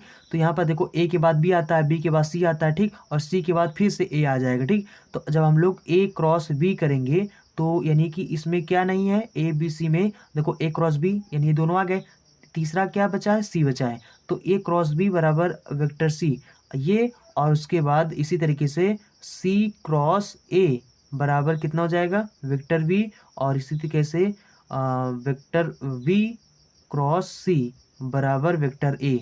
अगर इस तरीके से आ जाता है, ठीक, अगर ये इस तरीके से आ जाता है तो इसका मतलब कि ये दक्षिणावर्ती निकाय बनाते हैं, नहीं तो नहीं बनाते हैं। ठीक, देखो ए के बाद बी आता है तो यहाँ पर उसके बाद सी आता है। ठीक, तो अगर ए क्रॉस बी बराबर सी आ जाए और सी क्रॉस ए बराबर अगर बी आ जाए और बी क्रॉस सी बराबर अगर वेक्टर ए आ जाए तो इसका मतलब ये दक्षिणावर्ती निकाय बनाते हैं और नहीं, वरना नहीं बनाते। ठीक, तो हम लोग देखते हैं इस मतलब ए क्रॉस बी निकाल कर देखते हैं, अगर वेक्टर सी के बराबर आता है तो इसका मतलब हो जाएगा, मतलब ये कंडीशन फॉलो हो जाएगा। ठीक, तो हम लोग यहाँ पर निकालेंगे ए क्रॉस बी बराबर वेक्टर सी, ये समझ लो कि हमें ये सिद्ध करना है। ठीक, तो हम लोग यहाँ पर ए क्रॉस बी निकालते हैं, तो ए क्रॉस बी निकालेंगे कितना हो जाएगा, ये हो जाएगा दोनों, ये है 1/7 और उसके बाद 2i प्लस में 3j है और उसके बाद प्लस का 6k है, ये हमारा हो जाएगा ए, और बी हमारे पास कितना है, ठीक, तो ये है 1/7 और उसके बाद ब्रैकेट के अंदर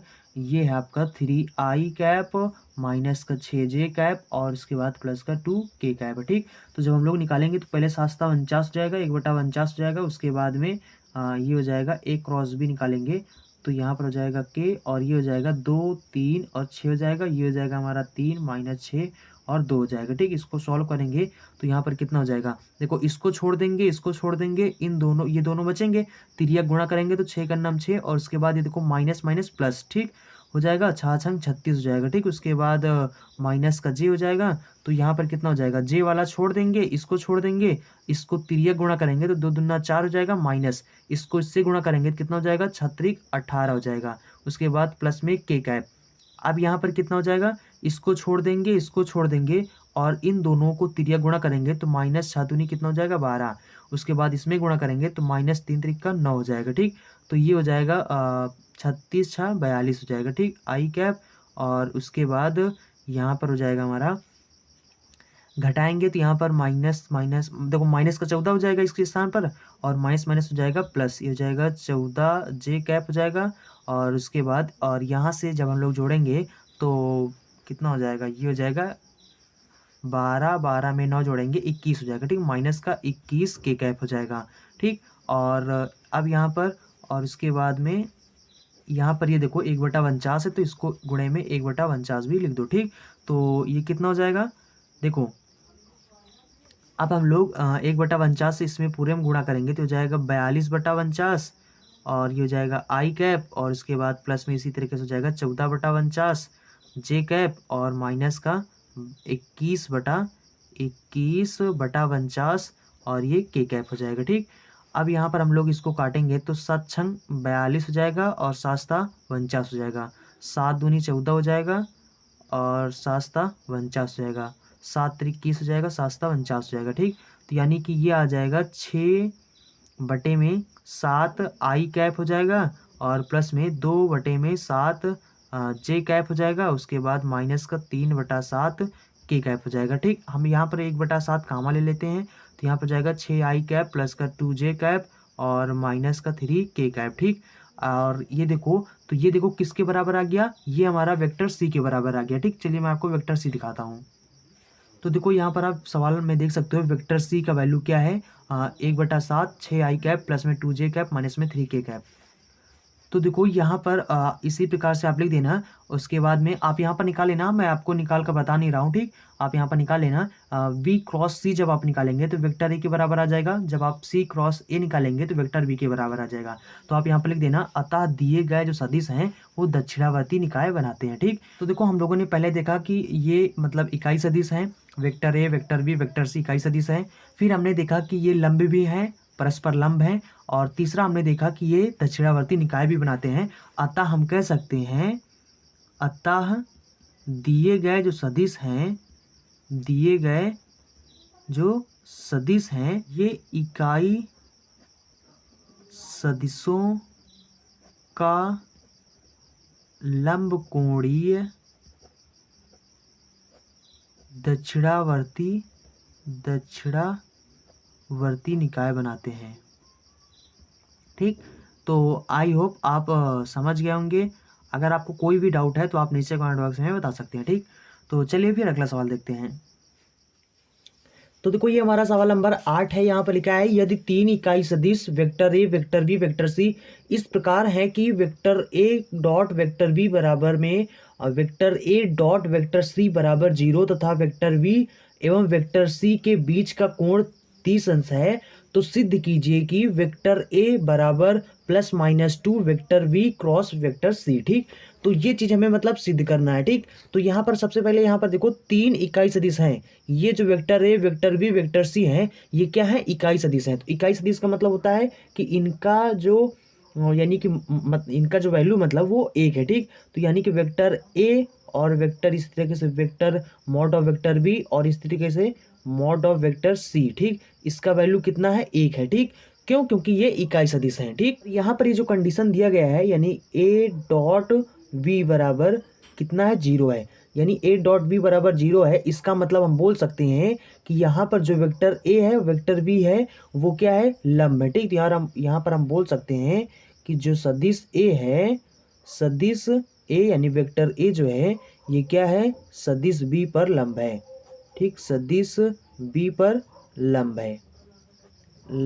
है। ठीक, और उसके बाद यहाँ पर एक और कंडीशन दिया गया है, vector a dot vector c is equal to 0, यानी इससे हम बोल सकते हैं कि जो वेक्टर ए है वो यानी कि वेक्टर सी पर क्या है, लंब है। ठीक, यानी सदिश ए क्या है, सदिश सी पर भी लंब है, सी पर लंब है। ठीक, तो यानी कि हम यहाँ पर देख रहे हैं कि जो वेक्टर ए है ये क्या है, वी पर भी लंब है और वेक्टर ए ये सी पर भी लंब है। ठीक, जो सवाल में दिया गया है इसके अकॉर्डिंग अगर हम देखें तो ये वेक्टर ए क्या है, दोनों पर लंब है। तो हम बोल सकते हैं कि यानी सदिश या वेक्टर ए, चूंकि यहाँ पर जो सदिश ए है ये क्या है, सदिश बी तथा सदिश सी दोनों पर लंब है। ठीक, दोनों पर लंब है, तो दोनों पर लंब है या इसको हम यहाँ पर देखो, तो देखो यहाँ पर जो वेक्टर बी और वेक्टर सी क्या है, मतलब जो वेक्टर ए है वेक्टर बी और वेक्टर सी दोनों पर लंब है।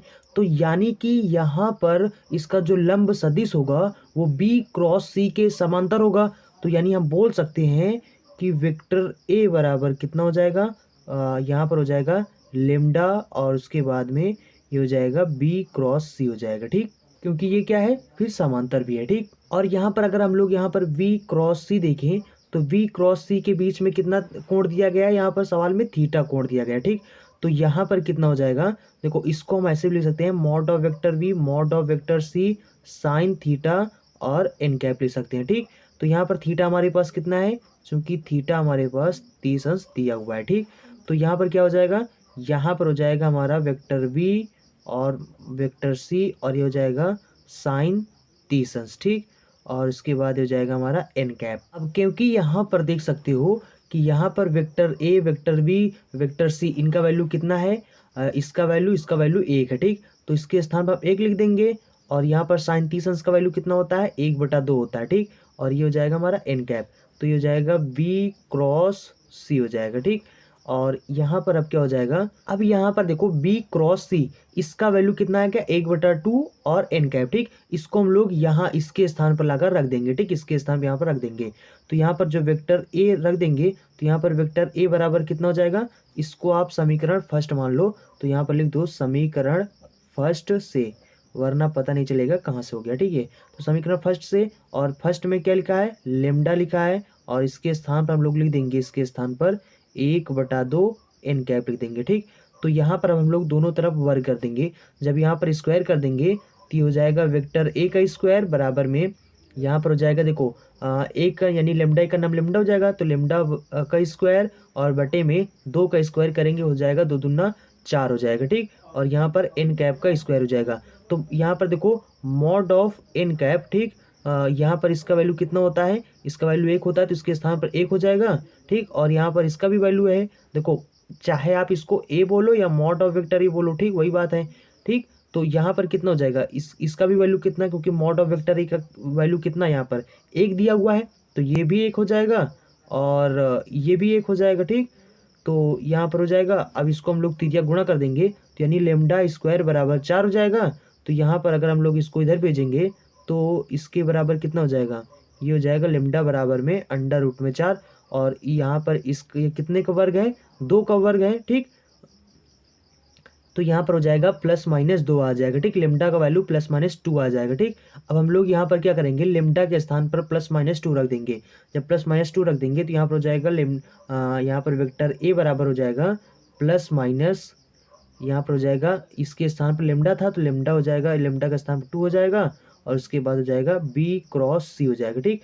तो यही आपको सिद्ध करना था, ये आपका प्रूव्ड हो जाएगा, ठीक। आई होप आप समझ गए होंगे। चलिए अब देखते हैं अगला सवाल को।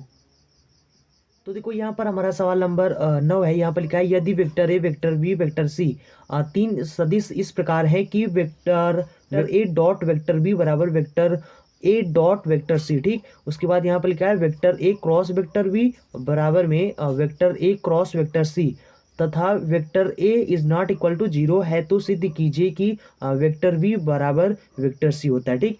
तो यहाँ पर देखो, यहाँ पर दिया गया है यानी कि vector a dot vector b बराबर में vector a dot vector c, ठीक। तो यहाँ पर इसको हम लोग इधर लाएंगे तो यहाँ पर कितना हो जाएगा, वेक्टर ए वेक्टर बी और माइनस में vector a dot vector c बराबर 0 हो जाएगा, ठीक। इसमें वेक्टर ए कामा ले लेंगे तो यहाँ पर कितना हो जाएगा, ये हो जाएगा vector b minus vector c, ठीक, बराबर 0 हो जाएगा, ठीक।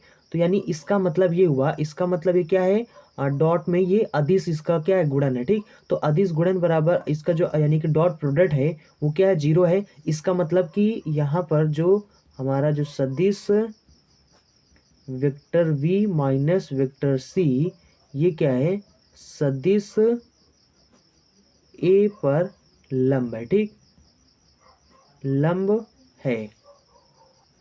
उसके बाद यहाँ पर दिया गया है, ये दिया गया, ठीक। तो चलिए इसको भी लिख लेते हैं। तो ये हो जाएगा वेक्टर ए क्रॉस वेक्टर बी और उसके बाद वेक्टर ए क्रॉस वेक्टर सी, इसको भी इधर ले आएंगे तो हो जाएगा vector b cross vector a vector cross vector b minus में vector A cross vector c is equal to 0 हो जाएगा फिर, ठीक। तो यहाँ पर वेक्टर ए कामा ले लेंगे तो यहाँ पर कितना हो जाएगा, तो ये हो जाएगा हमारा vector b minus vector c हो जाएगा बराबर 0 हो जाएगा, ठीक। यानी ये क्या होता है, यानी कि इन दोनों का जो क्रॉस प्रोडक्ट है अगर वो 0 के बराबर है इसका मतलब समांतर है। तो यहाँ पर हम बोल सकते हैं कि जो सदिश v माइनस सी है ये क्या है, सदिश a पर समांतर है, समांतर है। तो यहाँ पर अगर हम लोग देखें तो वेक्टर v और वेक्टर c क्या है, ये एक साथ लंब भी है वेक्टर a पर, यानी लंब भी है और वेक्टर a के समांतर भी है। तो देखो यानी कि जो यहाँ पर vector v minus vector c है ये एक साथ वेक्टर a पर लंब और समांतर नहीं हो सकता है, यानी कि और देखो मतलब कि हो सकते हैं, बराबर हो सकते हैं, एक ही कंडीशन पर हो सकते हैं, जब vector v minus vector c ये जीरो के बराबर हो जाए। ठीक, अगर ये जीरो के बराबर हो जाए तो ये जो vector v minus vector c है, वेक्टर a पर लंब और समांतर दोनों हो सकते हैं। ठीक, कब हो सकते हैं? जब vector v minus vector c बराबर जीरो होगा। चलिए यहाँ पर हम आपको लिख देते हैं। तो देखो यहाँ पर मैंने लिख दिया है कि वेक्टर यहाँ पर जो सदिश vector v minus vector c है, ये क्या है? सदिश a पर और सदिश b पर, यानी कि ये क्या है? ये सदिश a पर लंब और यानी कि समांतर, ये दोनों मतलब कि इस पर एक साथ समांतर नहीं हो सकते हैं। ठीक, एक साथ लंब और समांतर नहीं हो सकते हैं। ये हो सकते हैं, तभी हो सकते हैं जब vector v minus vector c के बराबर होगा। तो यहाँ पर इसके बराबर हो जाएगा, तो यहाँ पर कितना हो जाएगा? ये हो जाएगा, इसको हम लोग इधर भेज देंगे, तो वेक्टर v वेक्टर c के बराबर हो जाएगा, और यही हमें प्रूफ करना था, तो ये हमारा प्रूफ्ड हो जाएगा। ठीक, तो आई होप आप समझ गए होंगे। चलिए फिर अगला सवाल देखते हैं। ये सवाल नंबर 10 लिखा है, यहाँ पर लिखा है यदि vector a vector b vector c तीन शून्येतर सदिश इस प्रकार हैं कि vector a dot vector b cross vector c is equal to 0 तथा वेक्टर v एवं वेक्टर c परस्पर समांतर सदिश नहीं है, तो सिद्ध कीजिए कि वेक्टर a बराबर m वेक्टर v प्लस में n वेक्टर c, जहां m और n क्या है? अदिश है। तो देखो यहाँ पर ये क्या दिया हुआ है? यहाँ पर दिया गया है vector a dot vector v और यहाँ पर क्रॉस में vector c is equal to 0। इसका मतलब क्या हुआ? यहाँ पर देखो डॉट लगा ना, इसका मतलब क्या हुआ? ये मतलब कि जो डॉट यानी वेक्टर a डॉट में ये जो लिखा है, इसका मतलब हुआ कि यहाँ पर जो सदिश a है ये क्या है? लंब है इस पर। ठीक, यानी कि सदिश a किस पर लंब है? सदिश b क्रॉस c। ठीक, v क्रॉस c पर लंब है। ठीक, इसका मतलब यही तो हुआ। और यहाँ पर अगर हम लोग देखें तो यहाँ पर b क्रॉस c, इसका मतलब हुआ कि b क्रॉस c क्या है? ये खुद यहाँ पर वेक्टर v और वेक्टर c पर लंब है। ठीक, जैसे कि वेक्टर a अगर हम कहें, एक वेक्टर a और वेक्टर b क्या है? दोनों लंब हैं, तो आप क्या करोगे? Vector a cross vector b लिख दोगे। ठीक, तो यही कंडीशन होता था। तो इसी तरीके से हम बोल सकते हैं कि यहाँ पर जो यहाँ पर आप लिख भी सकते हैं कि परंतु यहाँ पर जो vector v cross vector c है, ये क्या है? स्वयं वेक्टर v तथा वेक्टर c पर लंब है। ठीक, अतः इसलिए हम बोल सकते हैं, इसलिए यहाँ पर जो सदिश a है ये क्या हो जाएगा? सदिशों वेक्टर v और वेक्टर c के समतल में होगा। ठीक, के समतल में होगा, यानी अतः हम बोल सकते हैं, लिख सकते हैं कि वेक्टर a बराबर m वेक्टर v हो जाएगा प्लस में n वेक्टर c हो जाएगा। ठीक, तो ये हमारा प्रूफ हो जाएगा। यानी इसका मतलब क्या हुआ? इसका मतलब हुआ कि जो वेक्टर a है ये b के भी समांतर है और वेक्टर a जो है ये c के भी समांतर है। ठीक, और यहाँ पर जो m और n है ये क्या है? यहाँ पर अदिश है। ठीक, यहाँ पर देख सकते हो ये अदिश है। चलिए फिर अगला सवाल देखते हैं। तो देखो ये हमारा सवाल नंबर 11 है। यहाँ पर लिखा है निम्नलिखित प्रत्येक का मान ज्ञात कीजिए। यहाँ पर दो सवाल है सवाल नंबर 11 में। पहला सवाल हमारा ये है। ठीक, तो यहाँ पर आपको पता है कि j क्रॉस k, ठीक, तो j क्रॉस k ये देखो एक ही क्रम में है, तो यहाँ पर ये किसके बराबर हो जाएगा? ये आई कैप के बराबर हो जाएगा। तो यहाँ पर हम लोग यहाँ पर लिख देंगे इसके स्थान पर आई कैप लिख देंगे, और प्लस में यहाँ पर जो आई कैप और के कैप है ये दोनों एक क्रम में नहीं है, तो इनके बराबर जे हो जाएगा, लेकिन माइनस लग जाएगा। ठीक, तो यहाँ पर हो जाएगा हमारा माइनस का जे कैप और ये यहाँ पर डॉट में जे कैप लिखा है। ठीक, तो यहाँ पर देखो आई कैप और डॉट में आई कैप। ठीक, अगर क्रॉस होता है तो इनके बराबर 0 हो जाता है, लेकिन डॉट होता है तो यहाँ पर इसके बराबर 1 हो जाता है। ठीक, तो यहाँ पर हो जाएगा हमारा 1 और इसके स्थान पर देखो माइनस है, तो यहाँ पर जे डॉट जे होगा 1 हो जाएगा, लेकिन यहाँ माइनस, तो यहाँ पर माइनस लग जाएगा, तो ये हो जाएगा हमारा 0। ठीक, तो यही हमारा आंसर हो जाएगा।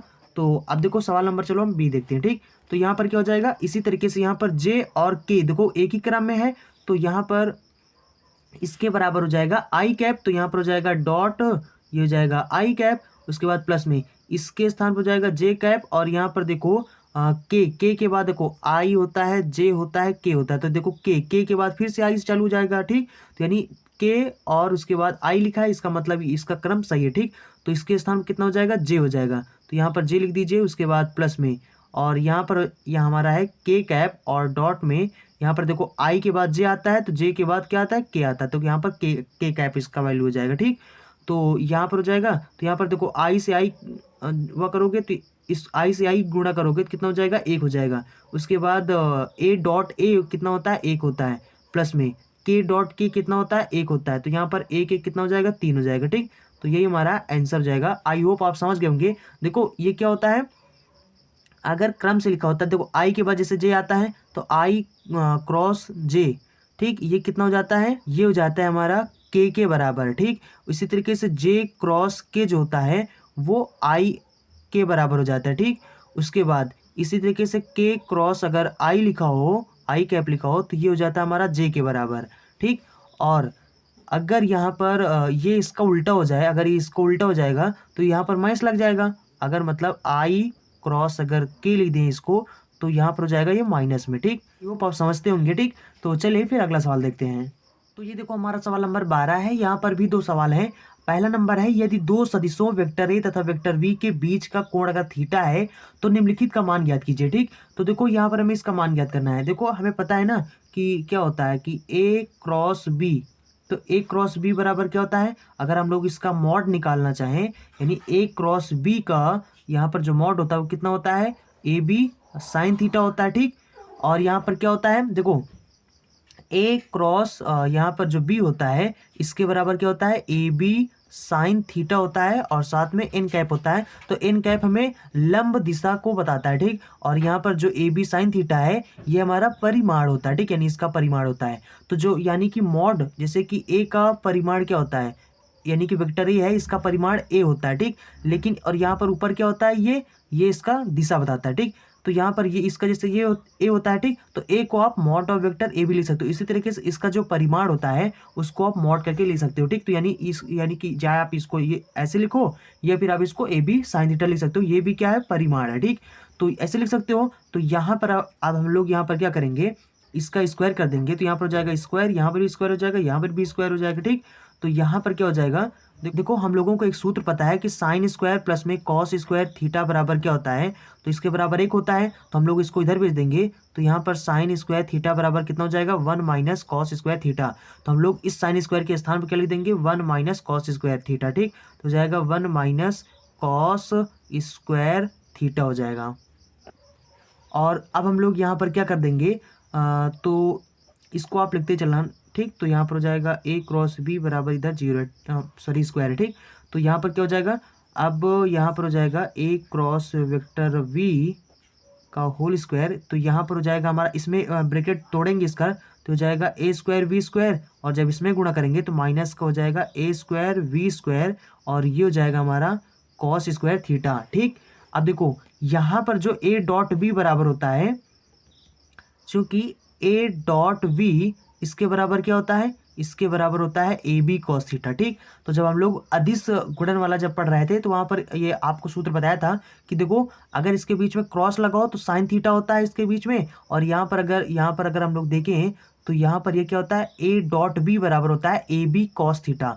तो यहाँ पर इसका अगर हम लोग स्क्वायर कर देंगे, तो इसका स्क्वायर कर देंगे तो यहाँ पर ए डॉट बी हो जाएगा, इसका स्क्वायर कर देंगे तो यहाँ पर हो जाएगा ए स्क्वायर बी स्क्वायर, और ये हो जाएगा कॉस स्क्वायर थीटा। तो यानी कि इसके स्थान पर हम लोग इसको लिख सकते हैं, ठीक। तो हम लोग यहाँ पर रख देंगे, तो यहाँ पर ये हो जाएगा हमारा वेक्टर ए क्रॉस वेक्टर बी, इसका स्क्वायर हो जाएगा बराबर में, ये हो जाएगा हमारा ए स्क्वायर बी स्क्वायर, और बाकी इसके स्थान पर हम लोग क्या लिख सकते हैं, यहाँ पर लिख सकते हैं vector a dot vector b, और इसका क्या हो जाएगा, होल स्क्वायर हो जाएगा, ठीक। तो ये हो गया। देखो अब हम लोग इसको इधर भेज देंगे, तो यहाँ पर ये क्या हो जाएगा, इसको जब इधर भेज देंगे तो देखो माइनस में ना इधर आ जाएगा प्लस में, तो ये हो जाएगा वेक्टर ए डॉट में वेक्टर वी, इसका हो जाएगा स्क्वायर, और प्लस में ये प्लस में पहले से है तो ये कितना हो जाएगा, ये हो जाएगा वेक्टर ए क्रॉस वेक्टर वी का होल स्क्वायर बराबर में, ये इधर क्या बचेगा, सिर्फ ए स्क्वायर और वी स्क्वायर, ठीक। ए स्क्वायर को हम लोग ए को क्या लिख सकते हैं, ए को हम लिख सकते हैं मॉड ऑफ वेक्टर ए, ठीक। स्क्वायर लगा देंगे, इसको लिख सकते हैं mod of vector V, square लगा देंगे। ठीक, तो देखो सवाल में जो पूछा गया था वो हमें इसका वैल्यू पूछा गया था, तो इसका वैल्यू जो पूछा गया था तो यही इसका वैल्यू हो जाएगा। ठीक, तो यानी इसका वैल्यू ये देखो यहाँ पर सवाल में पूछा गया है कि इसका मान ज्ञात कीजिए। ठीक, तो इसका मान कितना हो जाएगा, मॉड ऑफ वेक्टर ए का स्क्वायर और मॉड ऑफ वेक्टर बी का स्क्वायर। ठीक, तो यही हमारा आंसर जाएगा। आई होप आप समझ गए होंगे। चलिए फिर अगला सवाल देखते हैं। तो देखो यहाँ पर ये सवाल नंबर बी है। यहाँ पर लिखा है दो सदिशों वेक्टर ए बराबर इतना वेक्टर बी बराबर इतना है तो समांतर तथा लंब होने का प्रतिबंध ज्ञात करना है। ठीक, तो यहाँ पर हमें एक बार समांतर होने का प्रतिबंध निकालना है, फिर उसके बाद लंब होने का। तो चलो हम सबसे पहले यहाँ पर लिखते हैं समांतर होने का प्रतिबंध हम लोग निकालते हैं। ठीक, समांतर होने का प्रतिबंध, तो यहाँ पर ये कितना हो जाएगा, देखो यहाँ पर अगर वेक्टर ए वेक्टर बी के समांतर होता है तो इसको हम ऐसे लिख सकते हैं, वेक्टर ए बराबर में यहाँ पर लेमडा और वेक्टर बी लिख सकते हैं। ठीक, अगर ये समांतर है। ठीक, यानी वेक्टर ए वेक्टर बी के अगर समांतर है तो वेक्टर ए बराबर वेक्टर लेमडा वेक्टर बी लिख सकते हैं। तो इसके स्थान पर कितना है, इसके स्थान पर है वेक्टर ए I1 कैप और उसके बाद प्लस में वेक्टर 2 जे कैप हो जाएगा, ये हो जाएगा A3 और के कैप हो जाएगा, और यहाँ पर हो जाएगा लेमडा और बी के स्थान पर कितना है B1 I कैप हो जाएगा और प्लस में V2 जे कैप हो जाएगा, प्लस में ये हो जाएगा V3 हो जाएगा के कैप। ठीक, तो यहाँ पर क्या हो जाएगा, ये हो जाएगा A1 I कैप, इसको ऐसे ही लिखा रहने तो इधर वाला। ठीक, और प्लस में V3 के कैप और यहाँ पर इसमें ब्रैकेट तोड़ेंगे तो जाएगा B1 लेमडा I कैप और प्लस में इस तरीके हो जाएगा V2 लेमडा और जे कैप हो जाएगा, प्लस में हो जाएगा V3 और लेमडा और ये के कैप हो जाएगा। ठीक, अब यहाँ पर देखो हम लोग आई कैप का आई के साथ तुलना कर देंगे और यहाँ पर जे कैप और के कैप इन सब की तुलना कर देंगे। ठीक, तो यहाँ पर आप लिख भी सकते हो तुलना करने पर, तो जब हम लोग तुलना कर देंगे तो यहाँ पर क्या हो जाएगा, ये हो जाएगा हमारा B1 लेमडा बराबर A1 हो जाएगा। तो यहाँ से लेमडा का वैल्यू निकालेंगे तो कितना हो जाएगा A1 बटे में B1। ठीक, ये हो जाएगा। उसके बाद इसी तरीके से जब हम लोग B1 और ये हो जाएगा हमारा B2 लेमडा बराबर हो जाएगा A2 के। ठीक, तो यहाँ पर लेमडा का वैल्यू निकालेंगे तो इसको इधर भेज देंगे क्योंकि गुणा में इधर आ जाएगा भाग में, तो जाएगा A2 बटे में V2। ठीक, तो ये हो जाएगा। इसी तरीके से जब हम लोग के वाला तुलना करेंगे तो जाएगा V3 और लेमडा हो जाएगा बराबर में A3, तो यहाँ पर लेमडा बराबर कितना हो जाएगा A3 बटे में V3। ठीक, तो यहाँ पर देखो सबका लेमडा का वैल्यू सेम है। ठीक, तो यहाँ पर हो जाएगा तो हम लोग यहाँ पर इनको सबको लिख सकते हैं A1 बटे में B1 बराबर में A2 बटे में V2 बराबर में A3 बटे में यहाँ पर इनको लिख सकते हैं V3। ठीक, V3, तो यही प्रतिबंध हो जाएगा हमारा, समांतर होने का प्रतिबंध हो जाएगा। ठीक, तो ये होता है। तो अब हम लोग यहाँ पर निकालेंगे लंब होने का प्रतिबंध, लंब होने का प्रतिबंध हो जाएगा। ठीक, तो देखो लंब होने का प्रतिबंध क्या होता है, यानी कि A डॉट V बराबर 0 हो तो ये लंब होते हैं। ठीक, तो यहाँ पर A का वैल्यू कितना है, तो A का वैल्यू है A1 I कैप प्लस में A2 जे कैप और प्लस में A3 के कैप, और डॉट में B का वैल्यू कितना है V2 जे कैप और ये हो जाएगा V3 के कैप बराबर का 0 हो जाएगा। तो यहाँ पर कितना हो जाएगा, जब हम लोग इसको गुणा करेंगे तो इसमें गुणा करेंगे तो ये हो जाएगा A1 B1, इसको इसमें गुणा करेंगे तो प्लस में हो जाएगा हमारा A2 B2 और प्लस में इसमें गुणा करेंगे तो जाएगा A3 और ये हो जाएगा V3 बराबर 0 हो जाएगा। ठीक, तो ये हमारा प्रतिबंध आ जाएगा लंब होने का प्रतिबंध। ठीक, तो आई होप आप समझ गए होंगे। तो देखो इस प्रश्नावली में बस इतने ही सवाल थे, यानी कि सवाल नंबर 12 तक था, और इसके बाद हम लोग पढ़ेंगे प्रश्नावली 10.17 के सवालों को। ठीक, आई होप आप समझ गए होंगे। अगर आपने अभी तक हमारे चैनल को सब्सक्राइब नहीं किया है तो चैनल को सब्सक्राइब कर लें, क्योंकि यहाँ पर डेली से तरह के एजुकेशनल वीडियो मिलते रहते हैं। अगर आपने अभी तक वीडियो को लाइक नहीं किया है तो वीडियो को लाइक कर दें। सो चलते हैं, मिलेंगे अगले वीडियो में। So thanks for watching and see you again in next video.